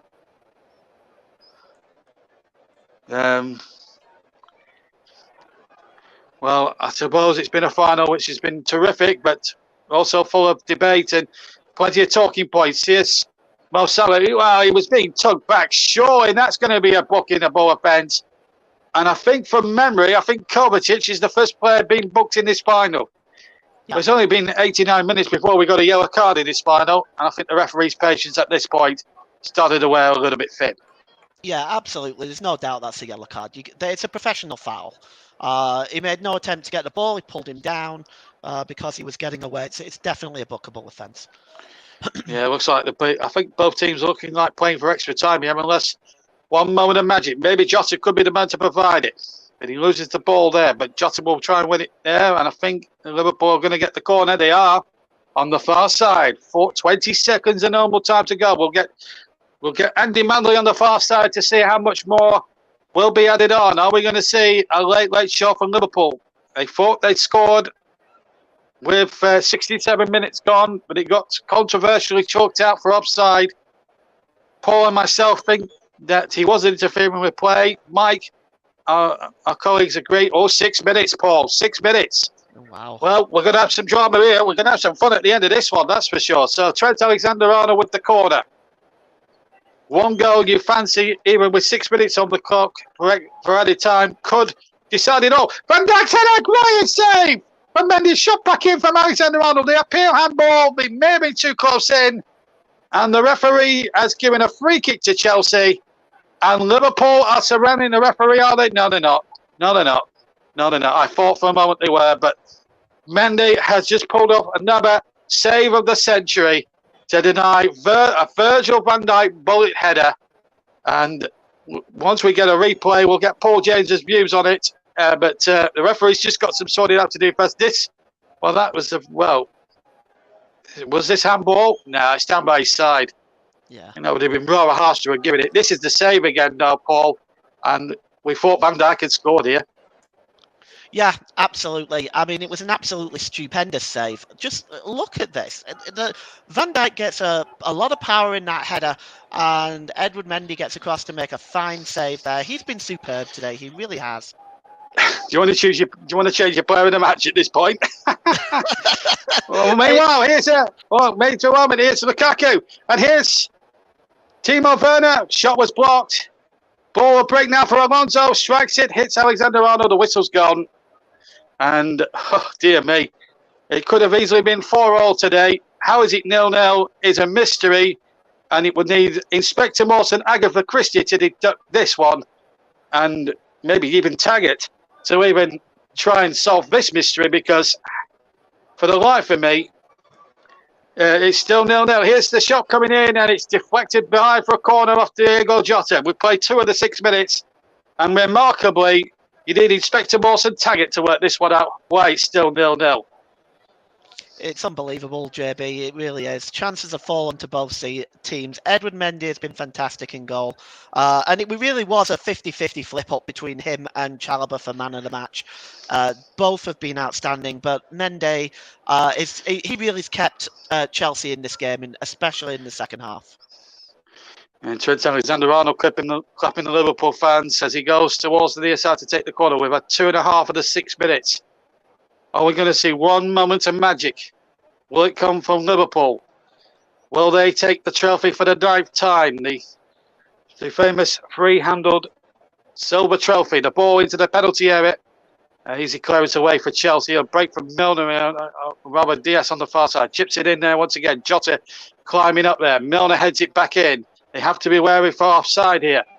Here's Trent Alexander-Arnold. Play on, says the referee. Shot was blocked. Milner will have a go. It was going wayward, and I think the whistle had gone anyway, so free kick has been awarded. And James has taken one in the old meat and two veg. It's the ball, that is. I don't know, position player. We've had 3 of the 6 minutes then at Wembley in the Carabao Final of 2022. And still 0-0 in this tantalising final. We're now 20 past 6 in the UK. Thomas Tuchel chewing away furiously. And at the moment, we're 3 minutes away from an extra half an hour. And it has to be decided. No golden or silver goal, incidentally. It just has to be decided on the day. So, so we'll stay. Well, we've had an amazing final for all sorts of different reasons, but I've got to be perfectly honest. I've got to be perfectly honest with you. I didn't expect it to be 0-0 at this stage. I expected at least a goal or two in my own heart of hearts, but Paul put his head on the line. And I said to you earlier that you were going to be vindicated. I don't think you go off the hook just now, have you? No, it's one of them things, isn't it? I mean, it's like I said, there's been goals between these two teams in games played, but it's unbelievable. Just with the chances today, it's unbelievable the score is still 0-0. Well, Liverpool have now conceded, Chelsea have conceded another corner.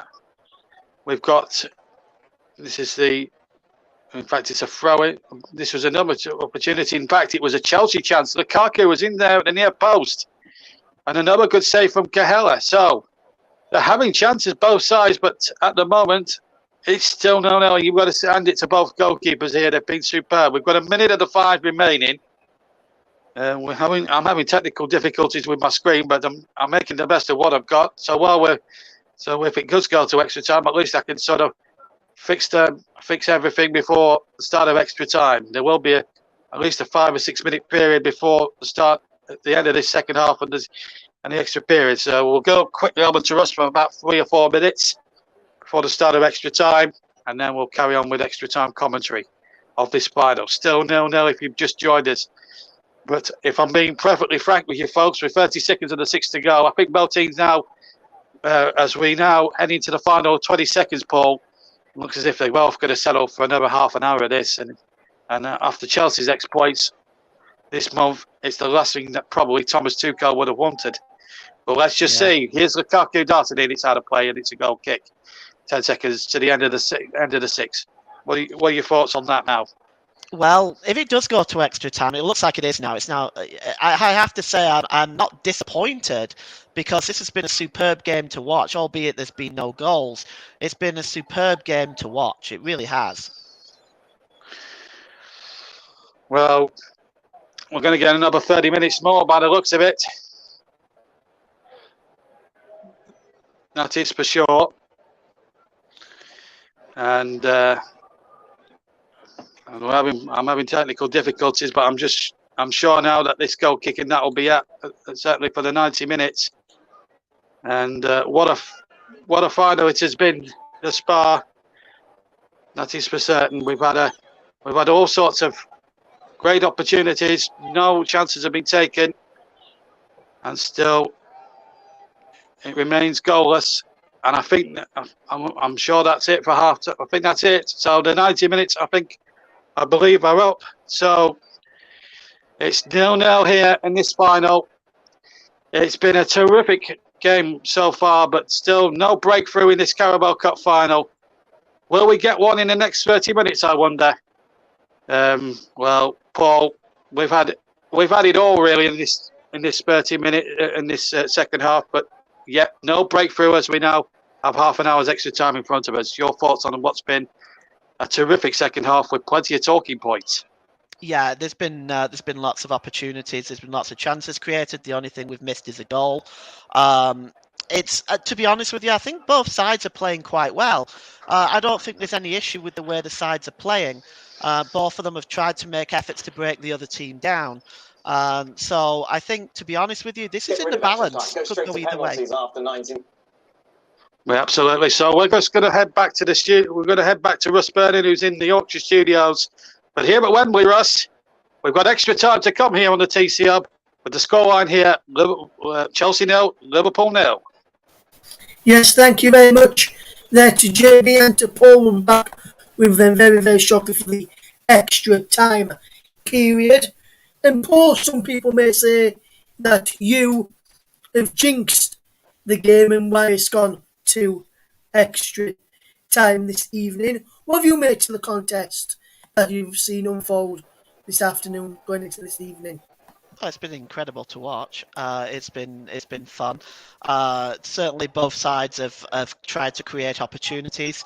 Chances have been made on both teams. Incredible chances missed, really by both teams, and some fine goalkeeping as well by Mende and by Callagher as well. So we're stuck without a goal.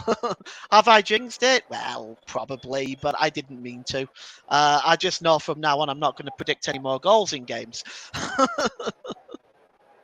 Yes, Paul, from now on, what you should do, if we ask for your prediction, my friend, what you should do, Paul, you should say it's going to end 0-0 and then hopefully we'll see some goals. And obviously myself and Mike have both seen it as well, and we both said it was offside, the goal which was scored by Joel Matip, and it was interfering with play Van Dijk, blocking off the run of Reece James, in my opinion, and that's what I think the referee and the VAR gave it for. And I think it was interfering and everything was interfering with play. You had a different view on that. Why did you think the goal should have stood from Well, Joel Matip this evening? yeah, sorry, Russ. Well, to be honest with you, the ball had gone over the top. I don't think James was getting there anyway. Whether or not Virgil van Dijk stopped him, and I'm not even sure about that. That's up for debate. But the ball goes over the top. James isn't getting there. Mane was quicker. He was already there. James wasn't going to get there, I don't think. And as a consequence, I think that sort of common sense needs to come into play. Was James going to get there? And if so, how much impact was he going to have in the play? We are always told to give the benefit of the doubt to the striker. So I think really, in my view, that goal should have stood, in my view. But that's just my opinion. And let's be honest, football is full of different opinions. So Absolutely, mate. Absolutely. We're getting ready for the 30 minutes more of extra time very, very shortly. I'm just noticing on my monitor in front of me that Liverpool will be making a change.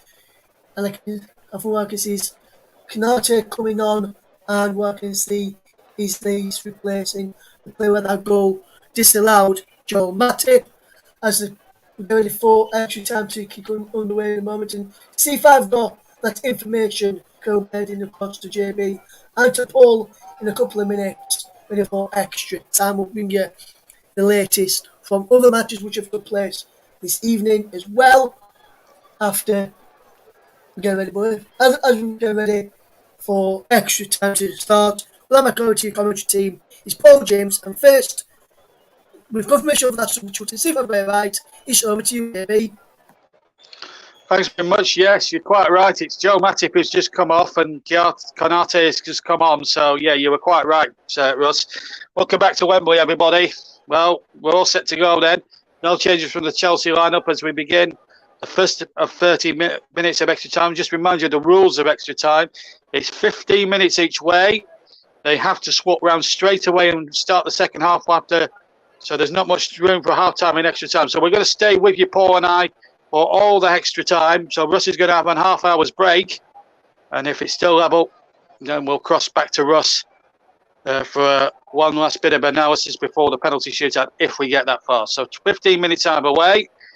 And if there's no breakthrough or if it's level, 0-0, 1-1, 2-2, 3-3, yeah, I'm optimistic. Yeah, forever the optimist, me. If we end up with any of those scorelines, then it will be a penalty shootout.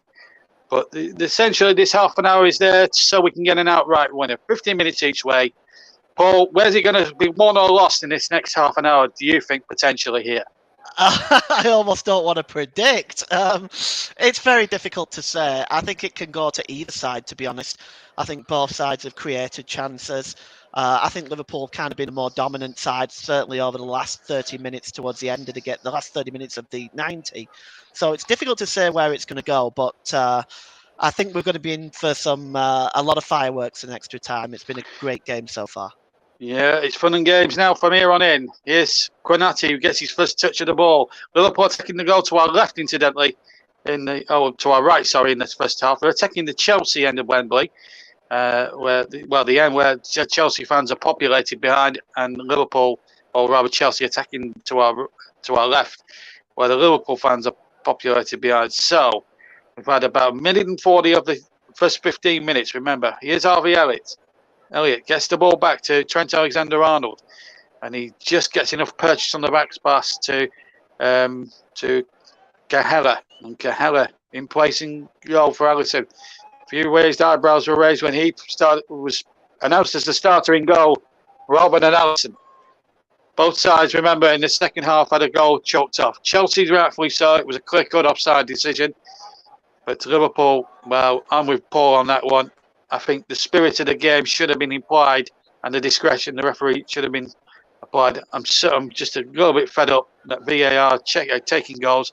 And as Paul James quite rightly said in the commentary, I just said to Russ Brennan right now, the benefit of the doubt. We were all told by this, but at the start of the season, that the benefit of the doubt should be with the attacking team. And Paul is absolutely right about that. As Diaz goes down and a goal kick to Chelsea, Diaz just gets himself up. Emerson a little bit in agony, and well, it's going to be a late finish, Paul, regardless. And it's now going to be, I think, really, Paul, when you look at it now, when we look at the state of the game and the state of the play, it's going to be who's got the bottle now and who's going to have the most endurance at the end of it all to see this one out. Yeah, I think so. I think it's going to get very tiring for these players. And mistakes could potentially be made. Yep, Kevin, our mate from New Zealand, Kevin Benson, has had a word or two to say about the Bielsa second. He reckons it was a bit tough. I'm not sure that's the case, considering they've conceded 10 goals in the last 2 games. So anyway, we need to adhere well. Here's Werner at the other end. Werner with a shot, and it's over the top of the bar.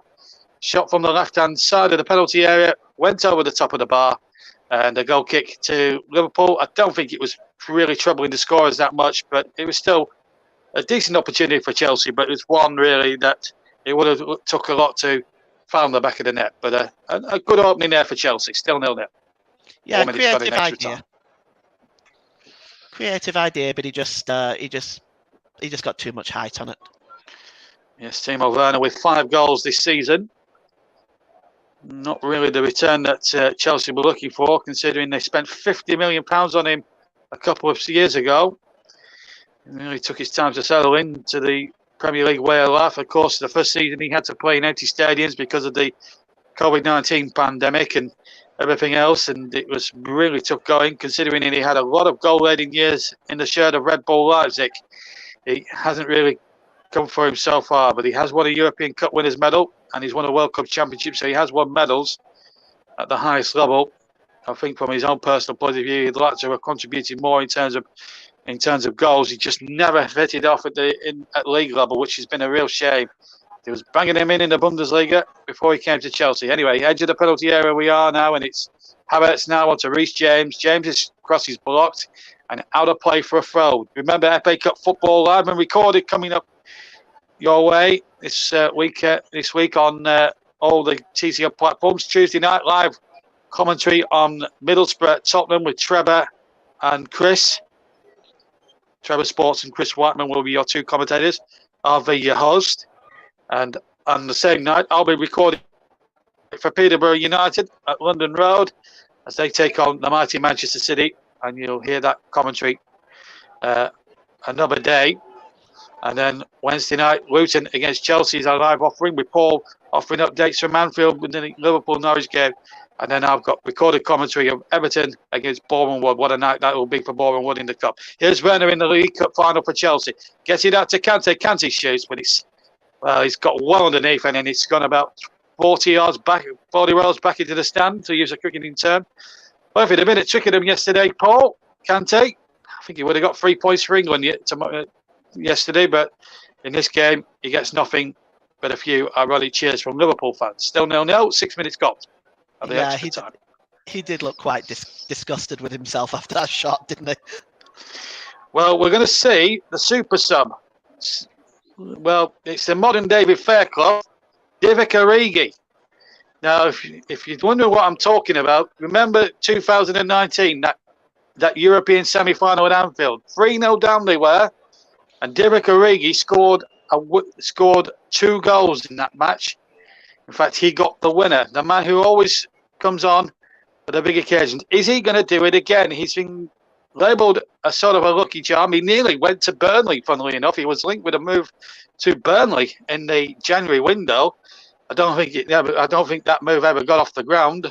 Probably more newspaper speculation than anything else. But Divock Origi, according to the papers, was surplus to requirements. But Klopp has kept him because he knows what a valuable asset he could be. So too could be going around with Manuel Lukaku. He's inside the area. The flag stayed down with Lukaku shoots and he scored, but the flag is up again. Oh my goodness! When are we going to ever get rid of this stupid rule? When are we ever going to get rid of this stupid rule? It's absolutely annoying me to hear an eternity here. If he's offside, for the love of God, and he is offside, I'm not accusing the linesman of making the wrong decision. He made it completely right. But why let the play go on for another 10 seconds? Because this is going to infuriate everybody. They are checking it for offside. So it might still be allowed yet. What are your thoughts on that one, Paul? It's a very close decision, I have to say. Well, yeah, it is. It's very tight. And those type of decisions, I understand giving the keeping the flag down in those type of situations because it's tight. It's marginal. But the they got it right. Done away with. Sorry, JB. Yeah. No, it's fine. They did check it on VAR and they did come to the conclusion it was offside, and it was. I thought it was offside and I was right, but no more. If he's offside, just put the flag up, for heaven's sake. Simplify the rule, because the whole thing is getting far, far too complicated as far as I'm concerned. And I must say this now about 30 times a commentary. This is getting ridiculous.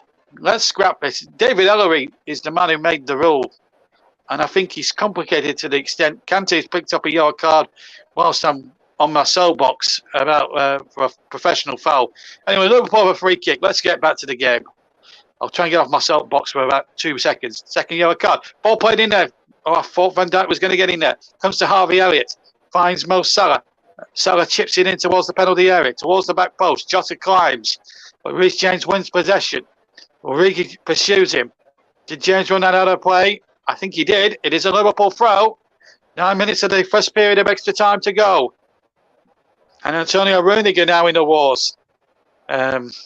It's getting to the stage now where everybody now is in the wars and it's every man for themselves now. Rudiger wanted a free kick. The referee didn't want to know. He ran away from the situation, the referee. He said, shut up and get on with the play. Quite right. The ball bit up and under. Gary Owen, if you like, to quote a rugby expression. Albion takes possession. The ball's still up in the air. And possession has been won there by Konate, who's come on as a substitution at the start of extra time. If you've joined us, Chelsea have had the ball in the net twice. Liverpool have had the ball in the net once. But on every occasion, the flag has been raised for offside. Or they've been disallowed for offside. Here's Harvey Elliott. Chips it in. And Salah can't get there. Rudiger can. Ball not forward. And he says to Timo Werner, chase that. But Van Dijk had a 10-yard head start on it. Got it back to his goalkeeper, Cahera. And now Liverpool can break with Trent Alexander-Arnold. Gets it down the line to Mo Salah. Who's going to win this game? We've got 5 minutes of the first period of extra time to play. Remember, it's 15 minutes each way. Even if a goal's scored, the game doesn't end. We have to play the half an hour extra time. No golden or silver goal these days. I think, in a way, Paul, in a weird sort of way, we should bring back the golden goal because it brings an added bit of Russian roulette to the proceedings. Because if you're going to, if you play the whole half an hour, and some teams can play, some teams are just can't be bothered and they'll play to penalties. But if you put that, I still think golden goal should apply in this day and age. because it adds a little bit of Russian roulette to the dramas. What do you think? Free Well, kick to could you Chelsea, imagine if that incidentally. golden goal was settled by one of our wonderful VAR team?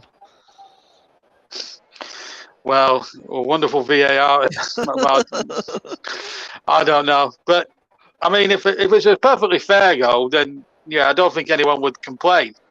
Yeah. But at the moment, well, I mean, I'm still angry at the goal, Liverpool goal. Not that I'm being biased against Chelsea in any way, shape, or form. And I'm not a fan of either of these clubs, as Paul will testify. I'm a big Burnley fan. We had a good result at Crystal Palace yesterday. Wasn't a vintage cloud, but they got a point on my birthday. I'll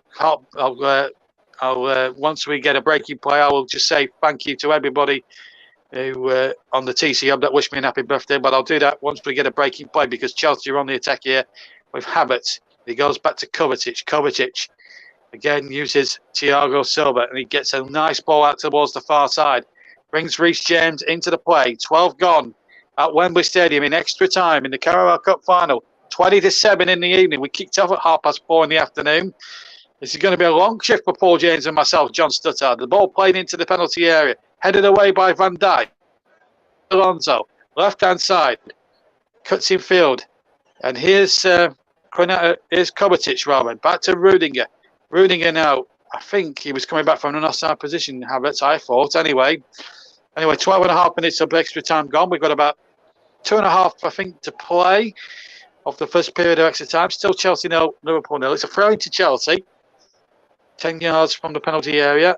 Into the penalty area on the left-hand side. And near side as we look here. Taking to Havertz.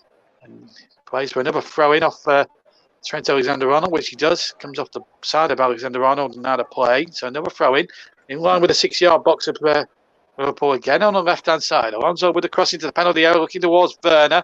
Comes out to Chalobah, who's our player of the match, incidentally. Still haven't had a official man of the match from the Football League. Of course, it's the written press who actually choose the Alan Hardacre Trophy on this particular final. How does it feel being 50, JB? I'm nowhere near 50 yet. Cheeky so-and-so. Don't say Russian roulette, not PC. Yes, actually, yeah, you're quite right. You're quite right, Kevin. But it does add an element of jeopardy if you bring back silver and golden goals. It's got to be said.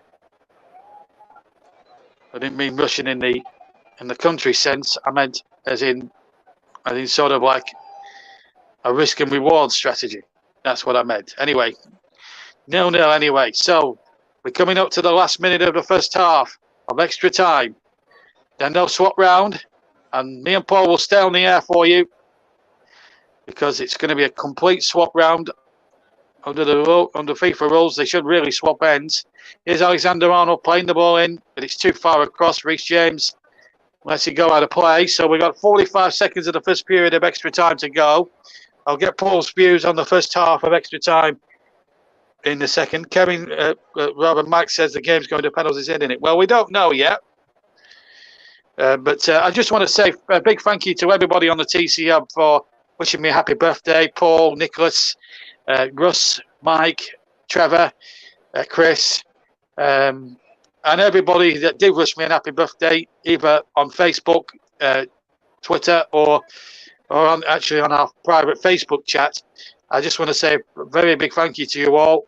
And I had a wonderful day yesterday at the spa, which was absolutely brilliant and good for the relaxation, and took any nerves of this final out of it. Anyway, here's the cross going in. Werner was almost on the end of the cross there from Havertz. We're now into 1 out of minute at the end of the first period of extra time.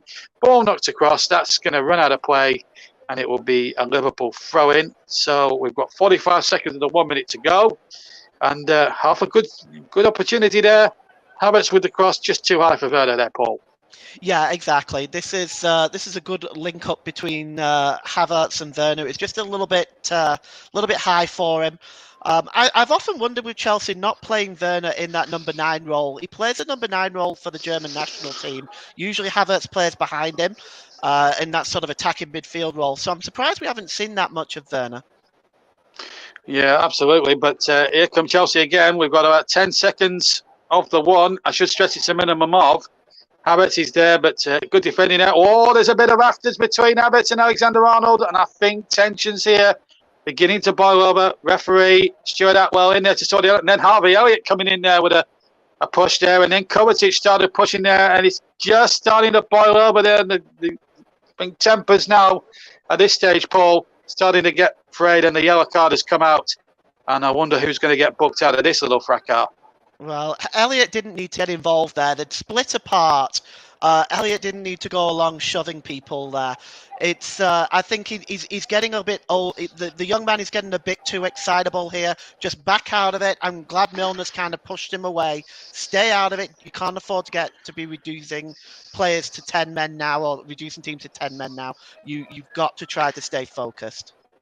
Well, both Alexander-Arnold and Kai Havertz, the two protagonists who started the whole thing off, have both got a yellow card each, and I think that's about right. Yeah. So we've played just over a minute we've played 2 minutes of the one added, and that's purely and simply because we've had this stoppage, and it was a needless argument. The referee has he bolted for half time in extra time? I wonder if he has. No. So Havertz has been confirmed. Trent Alexander-Arnold should be confirmed as a yellow card. I don't know what's happening here. The referee still wants words. So Trent Alexander-Arnold and Kai Havertz have both been booked. Now he wants words with more players, including Harvey Elliott, James Milner, and one or two others. And I think that's it. Just a yellow card apiece for the two main protagonists, really, before everyone else got involved, including Harvey Elliott. Anyway, we've started again. And now we've stopped again. The referee has bolted for half-time in extra time. So still 0-0 if you've just joined us, but it's still been a good watch.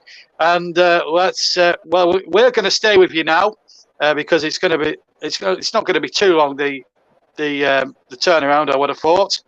But let's get Paul's view on that first 15 minutes. Paul, it's been tense, it's been tight, but still... it's like the intensity of the 90 minutes, and maybe that's natural, of course, due to the fact that both teams now are starting to get tired, and as we saw at the end of that first period, tempers just getting a little frayed. Yeah, it's. I think the game has tightened up in extra time. Both sides have been a little bit more cautious.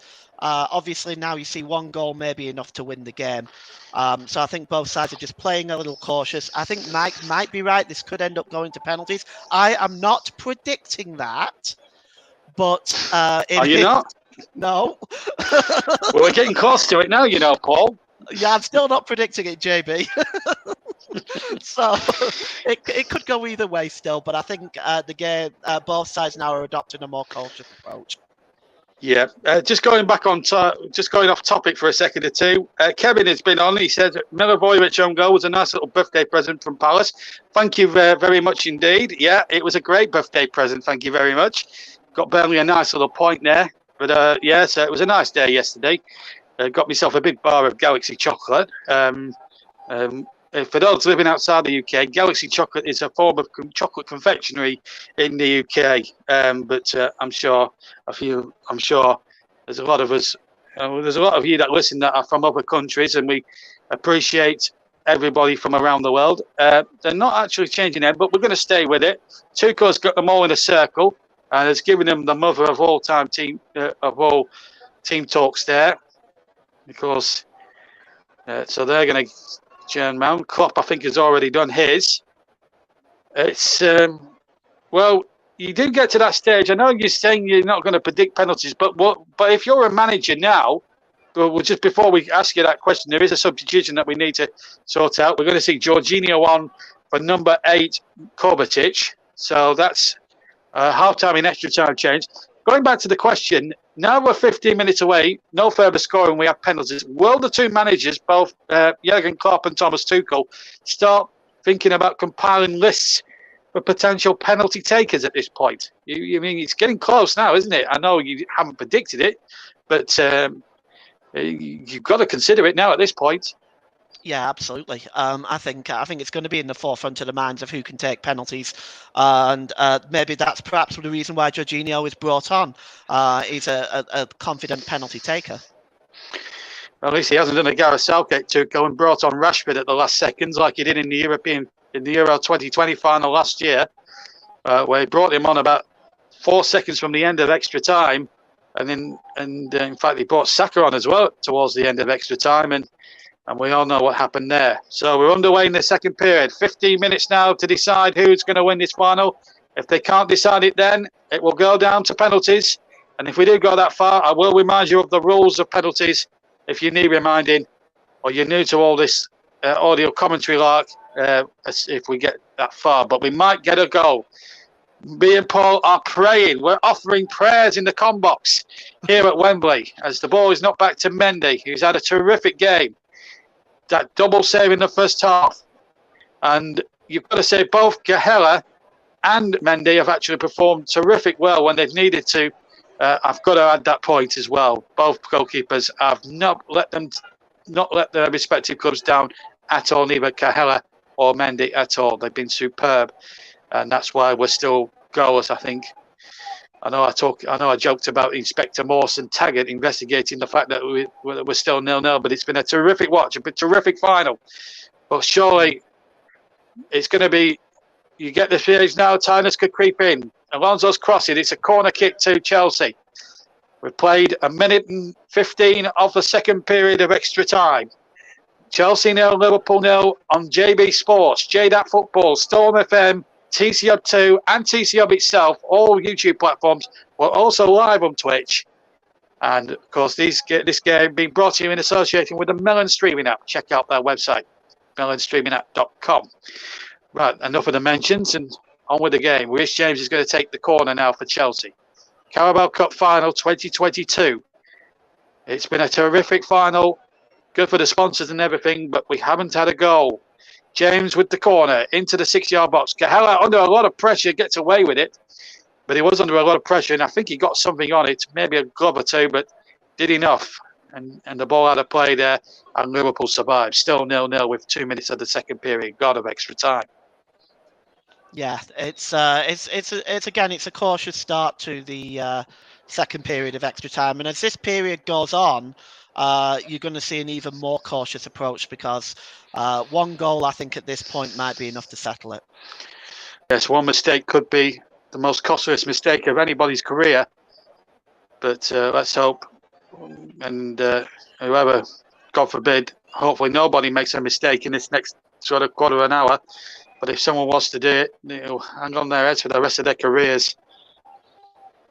And it's not a mistake you want to make in a Wembley final. There's so much at stake now. And that's why the odds really are seeping towards a penalty shootout at this stage of the proceedings. And a lot of the recent Carabao Cup finals have been settled on penalties. Liverpool's last final was settled on penalties against Manchester City. And of course, Chelsea's last final was, of course, decided on penalties against Manchester City. So it's anyone's guess who's going to win it from here on in. It's been an intriguing final.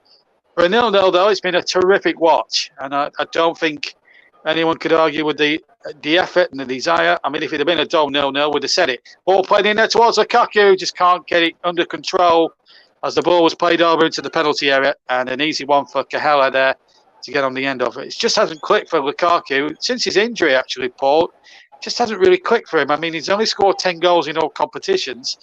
They've paid nearly £100 million for him. It's not really been good enough, really, return. I know he's had an injury or two, but it's not really been good enough for a man, really, who cost that sort of money. But we'll come back to your views in a second because Chelsea, again, lightning fast on the attack. You just can't take your eyes off it. Lukaku's cross. Oh, and Havertz has got a chance inside the area, and he scored! He's into the corner! Kai Havertz has scored, or has he? Another offside. Jesus, I don't think we're destined to get a goal in this final, Paul. Tuchel can't believe it. Once again, it's offside. And Havertz has had, I think that's 2 of them he's had chalked off for offside. Is he offside? Oh, he's just about, though. Just about, but it was the right decision. Still 0-0. Yeah, definitely the right decision. It was a nice move by Chelsea, and it was a beautiful finish, but offside. Oh, dear. And one has to have a little bit of sympathy with Thomas Tuchel there. He went running off down the touchline, Barry Fry style, and all of a sudden he sees the offside flag, and it must be infuriating for managers that. But anyway, still 0-0. I think we're fated. It's going to end 0-0. I think Russ might be right about your prediction. We're never going to get you to predict a scoreline ever again. Yeah, I'm doing that, JB. I'm not predicting any more goals in any games. Every prediction from now on is going to be 0-0. Yeah, and Kevin reckons it's going to go all the way to penalties as well, by the sounds of it. So this final has really taken on extra importance now. 10 minutes to go.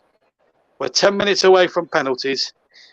And it has, I must admit, when I started this commentary stint at around about 4:15 this afternoon, I actually thought we'd have it decided on 90 minutes. That was my secret thoughts. I didn't say it at the time. I thought it.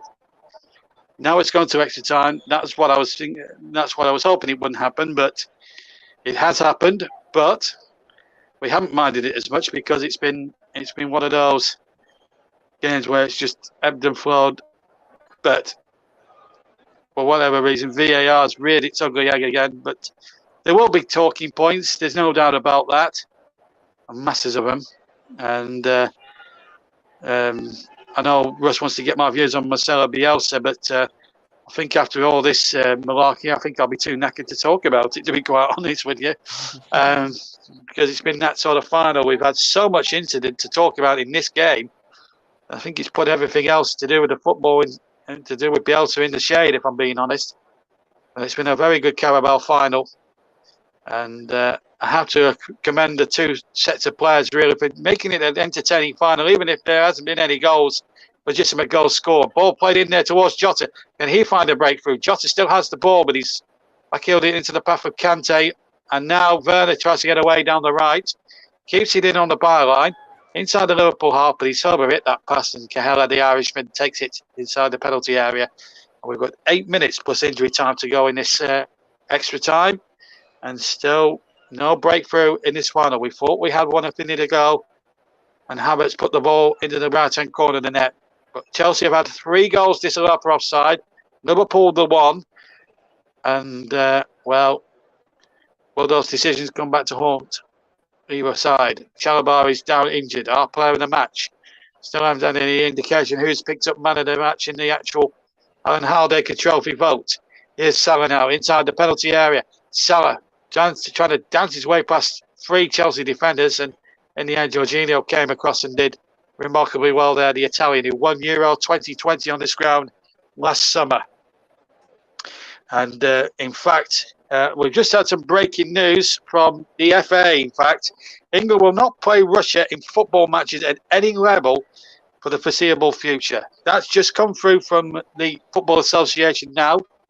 And, your initial reaction, we've got a little bit of a breaking play. Still 7 minutes to go in this final as we see Kepa there having a comfort break, or coming back from a comfort break. So England will not, just to reiterate the news, I'll get Paul's views on that in a second. I'll just break off for a second. That's a good header away. The FA have confirmed that England and any England team, men or women, will not play football matches at any level for the foreseeable future in Russia. Here's Milner to Origi, back to Milner again. So what are your thoughts on that news from the FA there, Paul? Good. Some things are more important than football. And I don't think England should be playing them. And as a Germany fan, I'm hoping the Deutsche Fußballbund will do exactly the same. There are some things more important than football. And this sort of thing now, countries have to make a stand. Absolutely, and also UEFA have got big decisions to make. They moved the final of the Champions League to Paris, but they also have a major sponsorship deal with a Russian gas company, Gazprom. They have to sever that sponsorship, surely. Yes, yeah, absolutely. We've agreed on a lot of things today, Paul and myself, and that has not changed throughout the afternoon. Here's Salah now. We've got 5.5 minutes rather of extra time to play, and Salah's got the ball inside the area. Salah now, will he lay the ball back? No, not this time. And now Alonso gets it down the line. Well, this is the shot count as 11 to Chelsea, 20 to Liverpool. Here's Lukaku, gets the ball in there, but it's a poor cross and maybe a more tired looking cross. So 4 shots on target for Chelsea, 6 legitimate ones on target for Liverpool. And, you know, you have to look at the shot count. And this has never, I mean, people, if people are switching on to this stream right now, and we're saying 0-0, it has not been a dull 0-0. Paul will vouch for me on this one. It has been one of those brilliant 0-0 draws where it's just been one of those, you know, for whatever reason, it's just been fated. However hard the teams have tried, but it has been. And Paul, you'll back me up on this. It's been a great game. Oh, it's been superb. It's been absolutely superb, and I personally feel very privileged to have commentated on this game. Very privileged indeed, and I want to thank the Commentary Hub for giving me this opportunity. Thank you very much for that. And we thank you for being here. And it's still 0-0. Oh, there's a chance here, but I think the flag's gone up against Werner. They play on anyway, and I think, free kick has been given. 4 minutes then to go of this extra time, and we also thank Paul for being with us, and we hope to work with him many times for the rest of the season. He's been a valuable asset to us since he joined in the new year. It was the first time I've worked with Paul on commentary of games. We worked at Norwich a couple of weeks ago, and then we worked on that terrific result for Nottingham Forest in the FA Cup in early January, where we saw the mother of all shocks, and we had nightmares trying to identify which Arsenal player from the other. But it's been a remarkable signing for the TC Hub, and we're happy to have him with us. And he'll be with us on Wednesday night, providing updates at Liverpool for us. So he'll be with Liverpool on Wednesday night, providing updates during our live Wednesday match, which looks likely to be Luton Town against Chelsea, I think, with Russ Burnham. But we'll let you know that through our Twitter handle, which is at Commentary Live 1, incidentally. Here's Mo Salah now for Liverpool. Deep inside the Chelsea are. James Milner now lays it towards Andy Robertson. Robertson's cross back in towards the 6-yard mark, towards the penalty spot. Jota tried to get on the end of it, just miscontrolled it or miskicked it. And now the ball is with Burnett. Big, real opportunity that for Liverpool in terms of a chance. But I think in the end, Paul, I think Jota just may have been a little bit too excited. Maybe should have took a touch and then shot. Yeah, he saw the light of the goal, didn't he? And he reacted very quickly to that. But another chance, another one gone. 2 minutes or so left, and I'm trying not to make the prediction of penalties, but it's looking more and more likely. As each second ticks by, absolutely, I know. And the more it goes on, the more the lists are being drawn up by the two respective managers, Messrs Klopp and Tuchel here. Kevin says, fair call by the FA. It is Southampton West Ham, incidentally, the live match, not Luton Chelsea. So my apologies there to Russ. But Southampton West Ham will be our live game on the Wednesday night for you, and that will be Russ Burnham commentated. Paul has got Liverpool against Norwich on updates, and I'm doing 2 recorded games this week. I'm doing on Tuesday night when Trevor and Russ and Cole. Well, just wait a moment. Origi just for a moment got in there, but the ball comes off him, and the goal kick miscontrolled it out of the play. So I'm doing 2 recorded games. So on the same night as Trevor and everyone else are live at. As we're going to see a substitution now. That's an interesting one. I think Kepa Arrizabalaga is going to come on, and Edouard Mendy is going to come on. So looks like Tuchel has decided penalties is in his mind. Kepa's a good penalty stopper. So we'll just have to see how that one plays out. But that's the substitution being made. So I'm doing Peterborough against Manchester City the same night as Trevor and Chris Whiteman are doing the game up at Middlesbrough, between Middlesbrough and Tottenham. And then on Thursday night, I'll be recording commentary of Boreham Wood's massive, biggest game of their history as they travel to deep in trouble. Frank Lampard's Everton, they are deep in trouble. 1 point above the relegation zone, or 2 points rather above the relegation zone. But were dealt a disappointing blow when VAR wrongly didn't give them a penalty yesterday against Manchester City. But it was still 0-0. We got Elisa Balaga was just coming to the field. And we've got about, 20 seconds of normal time to go. We'll get Andy Madley, 4th official. But as soon as the whistle goes, we'll be handing straight over to Russ. And him and Paul will be having a little bit of a confab whilst I get myself G'd up for a penalty shootout. And it's the first one I've done officially with the TCO since joining them. I was commentating on the England final, but I wasn't doing the commentary on the actual shootout. That was Mike Harneman's province. So this is actually my first ever penalty shootout, if it is to be the case, unless someone scores in the next 50 seconds of one added at the end of the game. Will Lukaku get there first? No. Konate gets there first for Liverpool, gets it back to Cahella. So Cahella looks like being the penalty shootout goalkeeper for Liverpool. So we've got about 30 seconds or just over to go. And Klopp is furious with the linesman. And in fact, gives the free kick out anyway. It was a foul on Divock Origi. Klopp is getting tense down there on that bench. He's going to do himself a heart attack, Paul, if he doesn't calm down. Yeah, the pressure that these managers are under are it's incredible, the pressure that they're under. And I can understand sometimes where they do lose it like that. Absolutely. Kevin says it's harsh on Mendy because he does not deserve the opportunity to stay on for the penalties. Russ has just jokingly said you'll be sacked in the morning, JB. Thanks, Russ, for that. Meanwhile, whilst I'm joking about that little comment, Russ, you better get your headset ready because you're going to talk to Paul in a second whilst we prepare for penalties. So because the referee has bolted from the end of extra time, so Thomas Tuchel already getting his list ready. But I can tell you, with 120 minutes of this final played, Russ, it's still 0-0. But I tell you what, it's been a terrific game. So I'll be back in a few seconds with penalties. And in the meantime, Russ Vennon's going to just take you through the next couple of minutes before the penalty shootout. And it's back to Russ in the studio. 0-0 after extra time. As we get ready for the penalty kicks then, and we'll get the thoughts of Paul, James in a second. So the Carabao Cup Final teams can be separated after 120 minutes of football then. Paul, James, and obviously JB read out a comment there from Mike, who said harsh on Mendy that he thinks he deserves an opportunity to stay on for the penalties. Paul, what is your view on that? Do you think Mendy deserves to stay on for the penalties?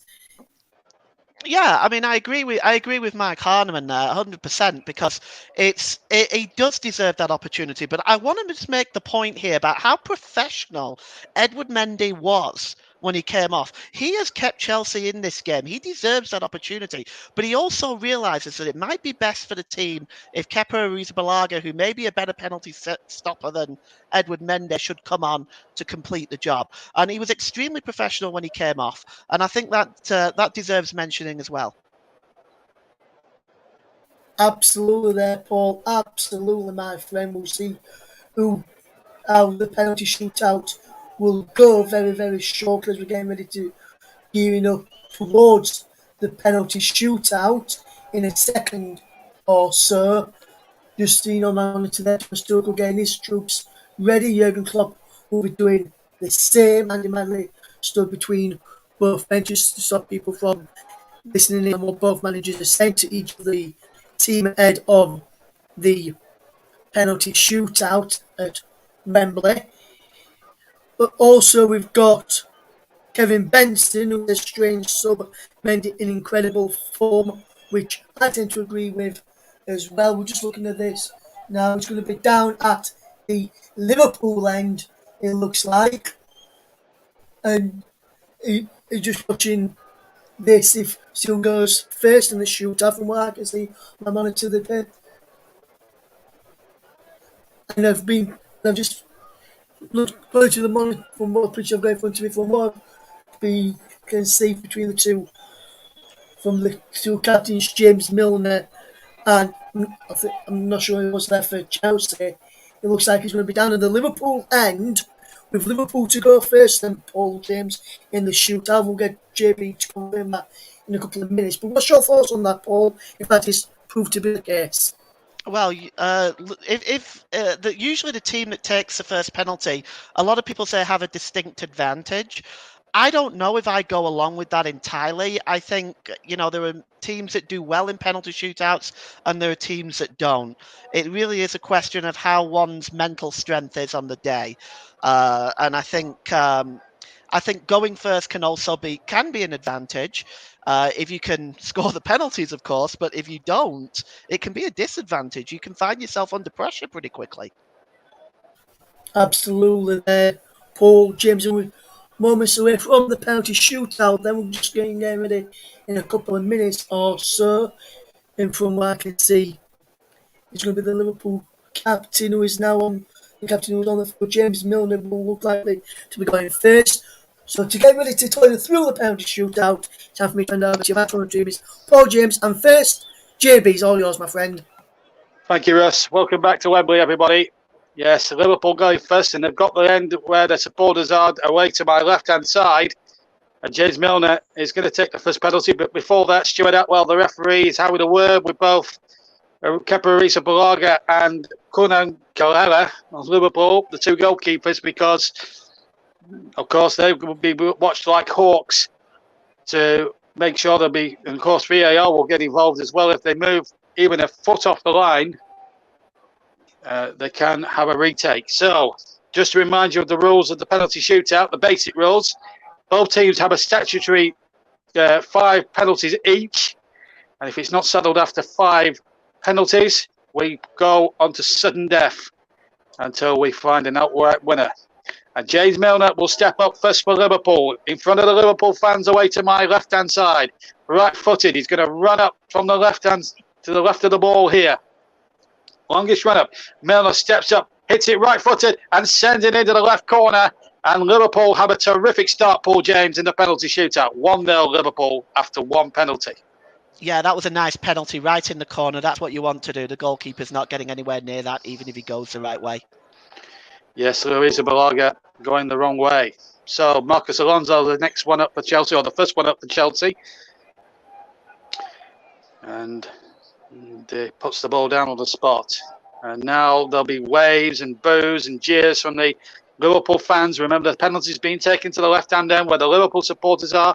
Shortest runner, left foot. And it's into the right-hand corner. And Cahill cast right again, Paul. But it's 1-1 after 1 penalty each. And a cut from Thomas Tuchel. Yeah, nice penalty again. Nice penalty again. Right in the corner. Keller went the right way, but he wasn't getting there. Fabinho now next up for Liverpool. A very dependable midfield player. Never lets his team down. Mr. Consistency is the next in the firing line for Liverpool. This is their second penalty. Remember, they've got the first kick of the second lot of penalties. They go first in each round of penalties. This is the second round of penalties of the statutory 5. Kepa can move on the line.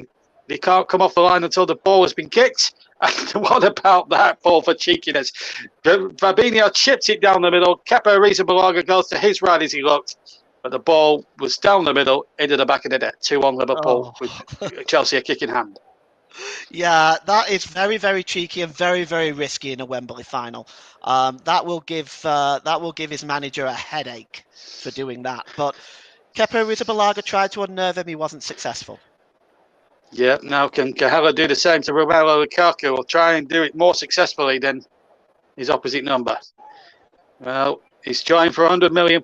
He only scored 10 goals this season. He needs to really hit the back of the net with this one. He steps up, left-footed, checks, and he scores into just to the right-hand side. Cahill went the wrong way, and it's 2-2 now. Yeah, it was a good height for the goalkeeper, that, but it was hit with a lot of power. And a nice penalty, right in, not quite into the corner, but plenty of power there. Virgil van Dijk, who was offside on the Liverpool goal, controversially tagged offside. Me and Paul still don't think it was a fair decision, but it is what it is, and he's now third one to step forward. And now can the Liverpool man pop this one in the back of the net? Again, a shortish runner, right-footed. Oh, he went the same side as the goalkeeper. That was a heck of a risk. And there must have been a few hearts in Liverpool mouths, but it went in the back of the net despite going the same way as Kepa did. And he left half the left-hand side of the goal open as well, Paul. Very risky penalty, but it still went in. 3-2 Liverpool. Oh, it was very risky, but he hit it with a lot of power. And he gave Arrizabalaga a look afterwards as well. Well, there we go. But risky penalties. But every penalty so far, we've had 5. 2 for Chelsea, 3 for Liverpool, and they've all been successful kicks. Kai Havertz is the next one up, with Chelsea's third. This to make it 3-3 in the shootout. Can he keep the good run of penalties going? Steps up, right-footed. Left-footed, and he slams it into the right-hand corner. Checked it as well. A lot of players these days, Paul, check on their run-ups, and again, another example how to check and then fool the goalkeeper into going the opposite way to where you strike it. Oh, yeah. There was no nerves there whatsoever. No nerves whatsoever. He checked. He saw the goalkeeper leaning towards the other side, rolled it into the corner. Textbook penalty. Now the hometown Scouser, Trent Alexander-Arnold. A Scouser by name, Scouser by nature.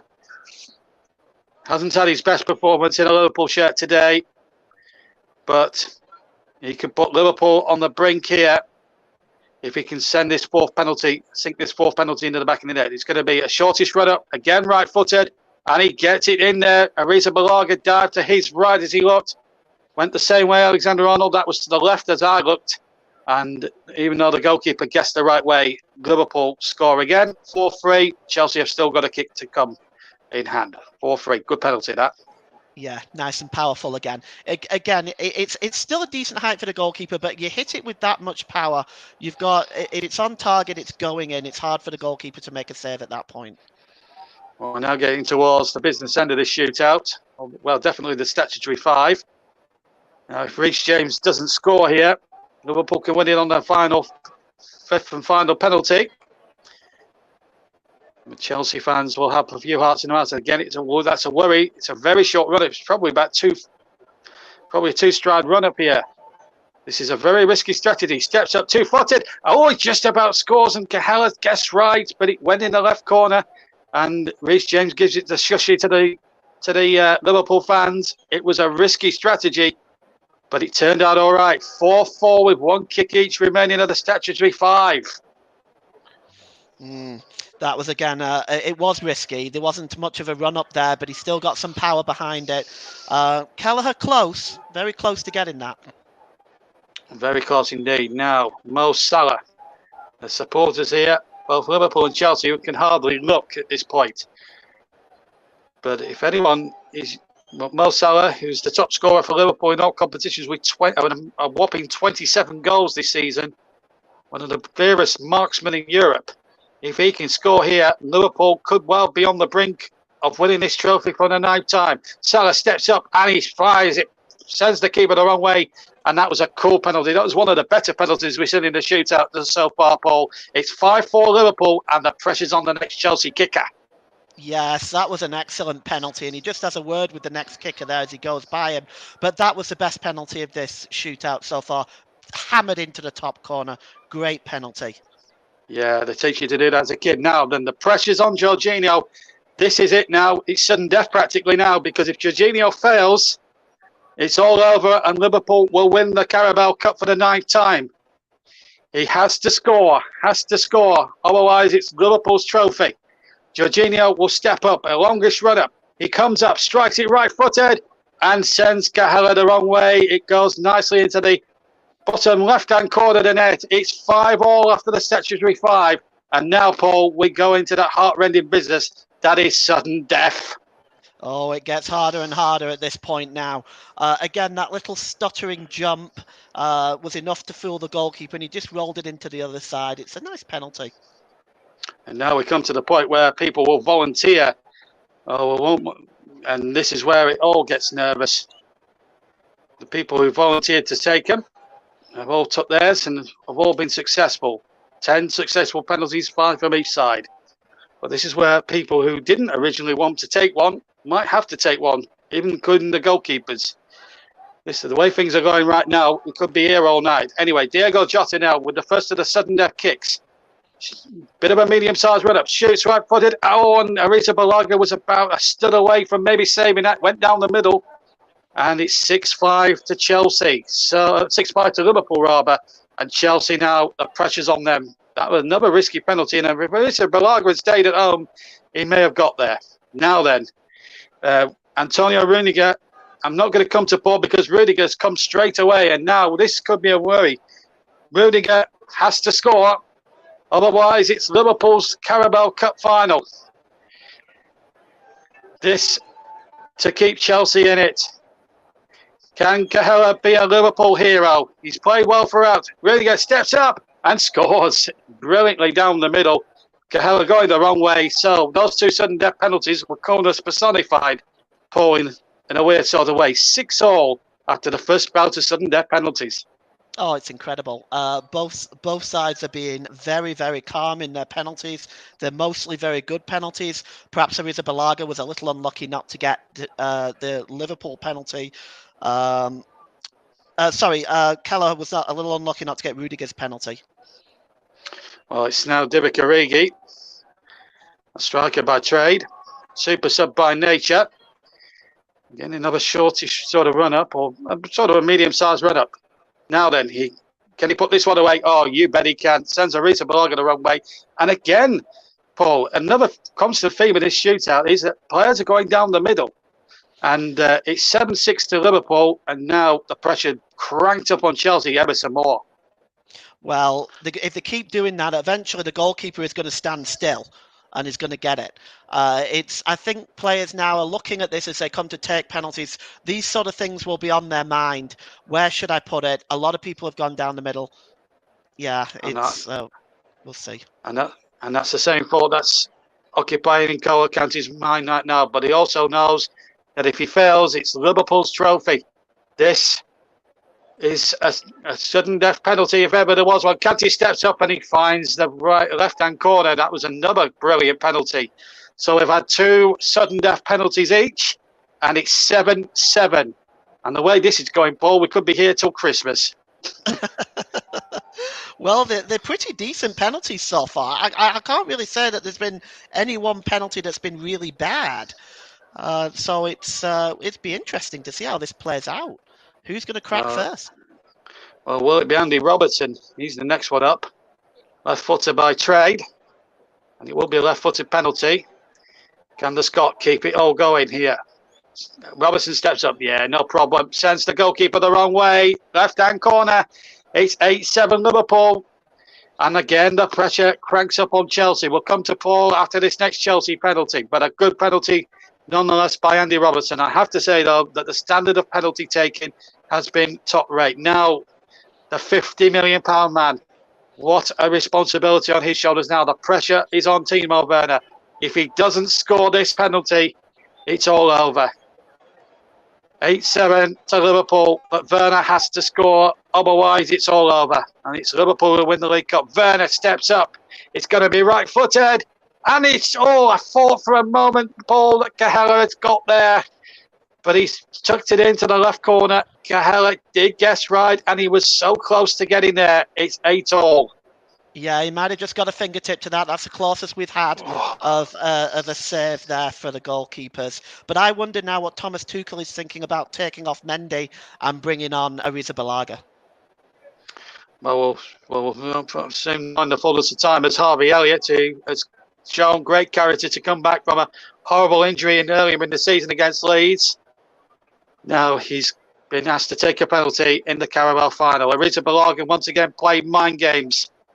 But Elliott will keep his eye on the ball, left foot, and sends the goalkeeper the wrong way. Again, the left-hand corner.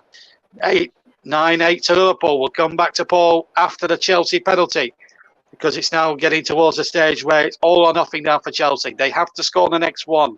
Good penalty from Harvey Elliott. Is Jurgen Klopp going to win his first domestic cup final and his first ever Wembley final? Thiago Silva has to score now. This is it now. Because if he doesn't, it is all over. Match point for Liverpool. If Silva fails or Cahella saves, that's it. There is no turning back. Thiago Silva has to score. Otherwise, it's Liverpool's name on the Carabao Trophy.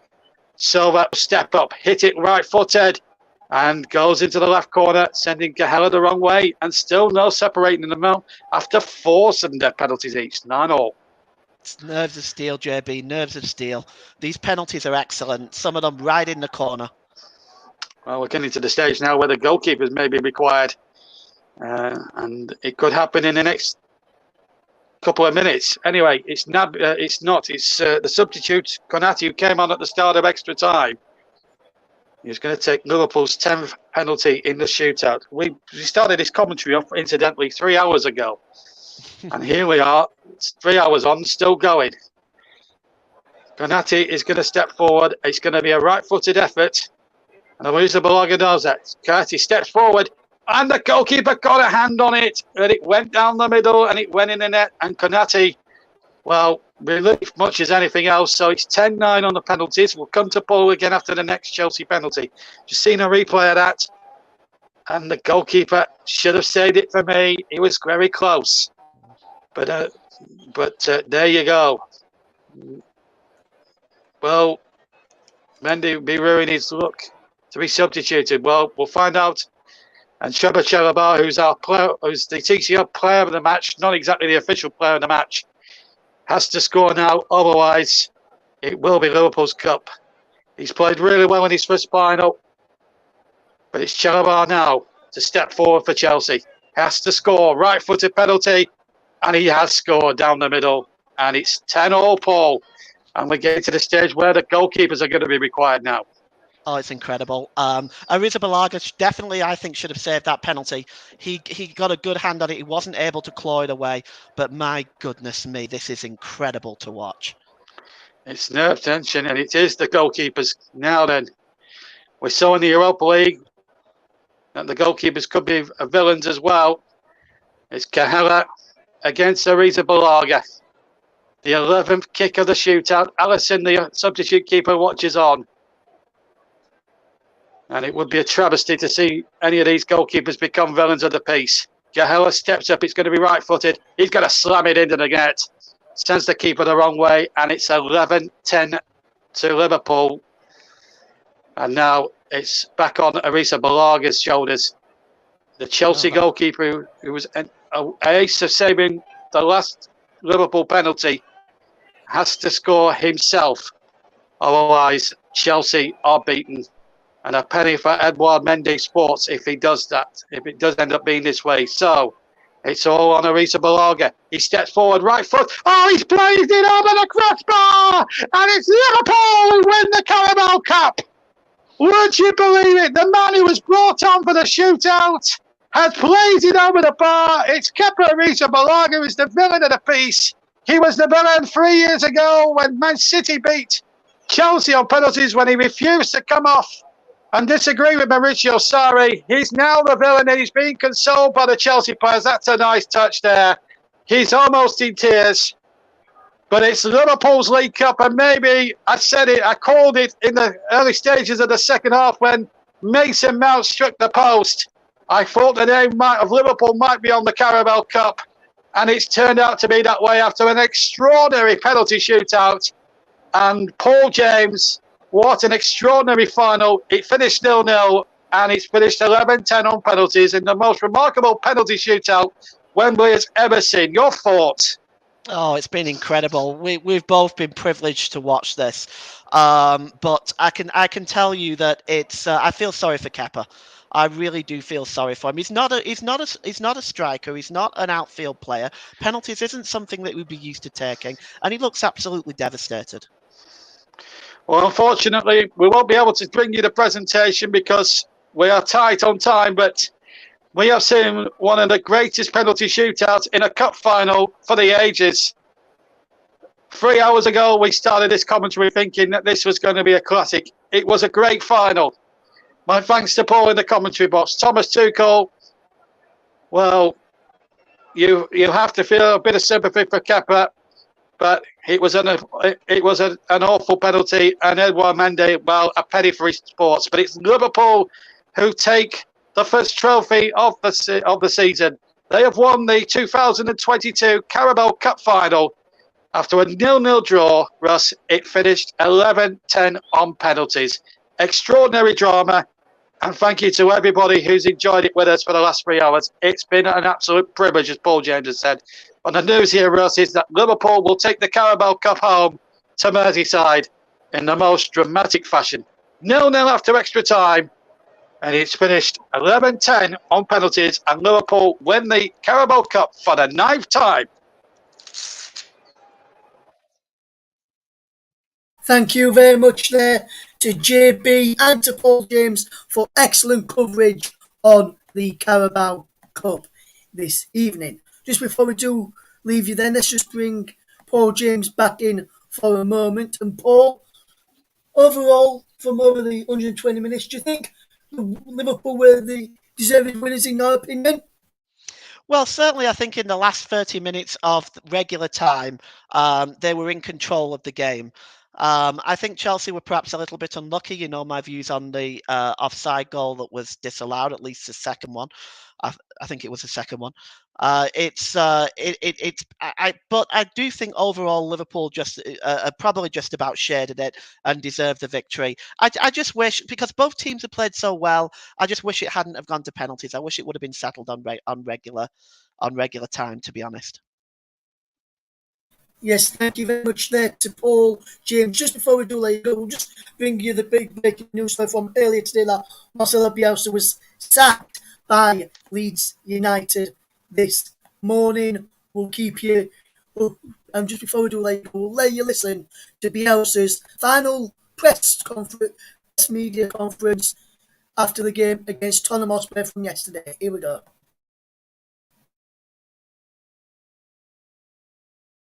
Marcelo, that's another painful result. How do you sum up that performance? And the result is fair. We could have reduced the differences, however, but we were never able to govern or dominate the game. Even if we created goal-scoring chances, we never had a feeling of clear dominance over the opponent. To put it simply, are you worried that teams have worked out how to beat Leeds? It's a possible interpretation. Because 1 point from the last 18, that is looking like relegation form right now. There are also conclusions that the reality invite you to make. But there's also another way of looking at things, and not exclusively the ones that the way that you're utilizing. People have a lot of respect for Marcelo in the game. Is this a time to maybe compromise, to change principles, make the side less open? Was you at the game? Yes, I was at the game. To put a more difficult team to beat would mean fundamentally to put certain players on the pitch that are more defensive to increase the defensive efficiency. Are you referring to this? Yes. That's what we tried to do in the first half, but it didn't give us the results that I was looking for. What's concrete is that in the two ways that we faced the game, with a more conservative profile in the first half and with a more daring profile in second. It expressed the characteristics of the players that played in one half and in the other. Neither of the two ways gave a result. Perhaps what you're referring to is to play more in our own half, and it's the resource that up until now I haven't used, and everything that hasn't been attempted is always imagined as the solution. So that is the final thoughts of Marcelo Bielsa as Leeds United head coach. And just briefly then, just before we do leave tonight, JB, just your brief reaction to the news which broke this morning on Bielsa's departure from Ellen Road, my friend. Yes, and as I talk to you, Chelsea are going up to get their losers' medals. Well, I think it was on the cards, if I'm being honest with you. I'm still trying to come to terms with this final. It's been a terrific game of football, by the way. But, I think when you can see sort of 10 goals in 2 games, then I think the knives are out. Chelsea are just getting their losers' medals, incidentally, as I speak to you now, Russ. But, it's just, I think it was on the cards. They're dropping like a stone to the relegation. I have to say, injuries to key players like Phillips and Bamford and Dallas and people like that haven't helped their cause this season. And I actually thought after they'd beaten Burnley in the new year, I actually thought they'd turned a corner. I really did. But the problem with Bielsa, and I'll be honest with you now, Russ, and I'm not speaking as a relegation rival. I'm speaking purely as a football advisor, a football observer. I think they needed to be a bit more savvy at the back. I'm sure you don't need reminding of that, but that's how I felt where it all went wrong for Leeds under Bielsa. He stuck to his principles, and everyone should admire him for that. But at the end of the day, I think his principles and his values have probably just cost him his job.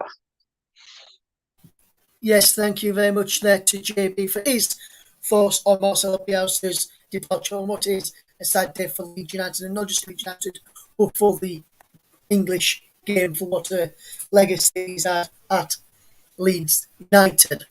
Hopefully tomorrow, at some point tomorrow on the TCO, I'll get a few fellow Leeds United fans on to get their reaction to the news that Bielsa's going off the news, get their thoughts on the new appointment of head coach, which should be, according to Leeds from the earliest statement today, should be confirmed tomorrow. But that's all we've got time for this evening. Liverpool are the 2022 Carabao Cup Final winners. More of the team here for myself, Paul James, and your match commentator JB. Thank you very much for listening. From all the team here, good night.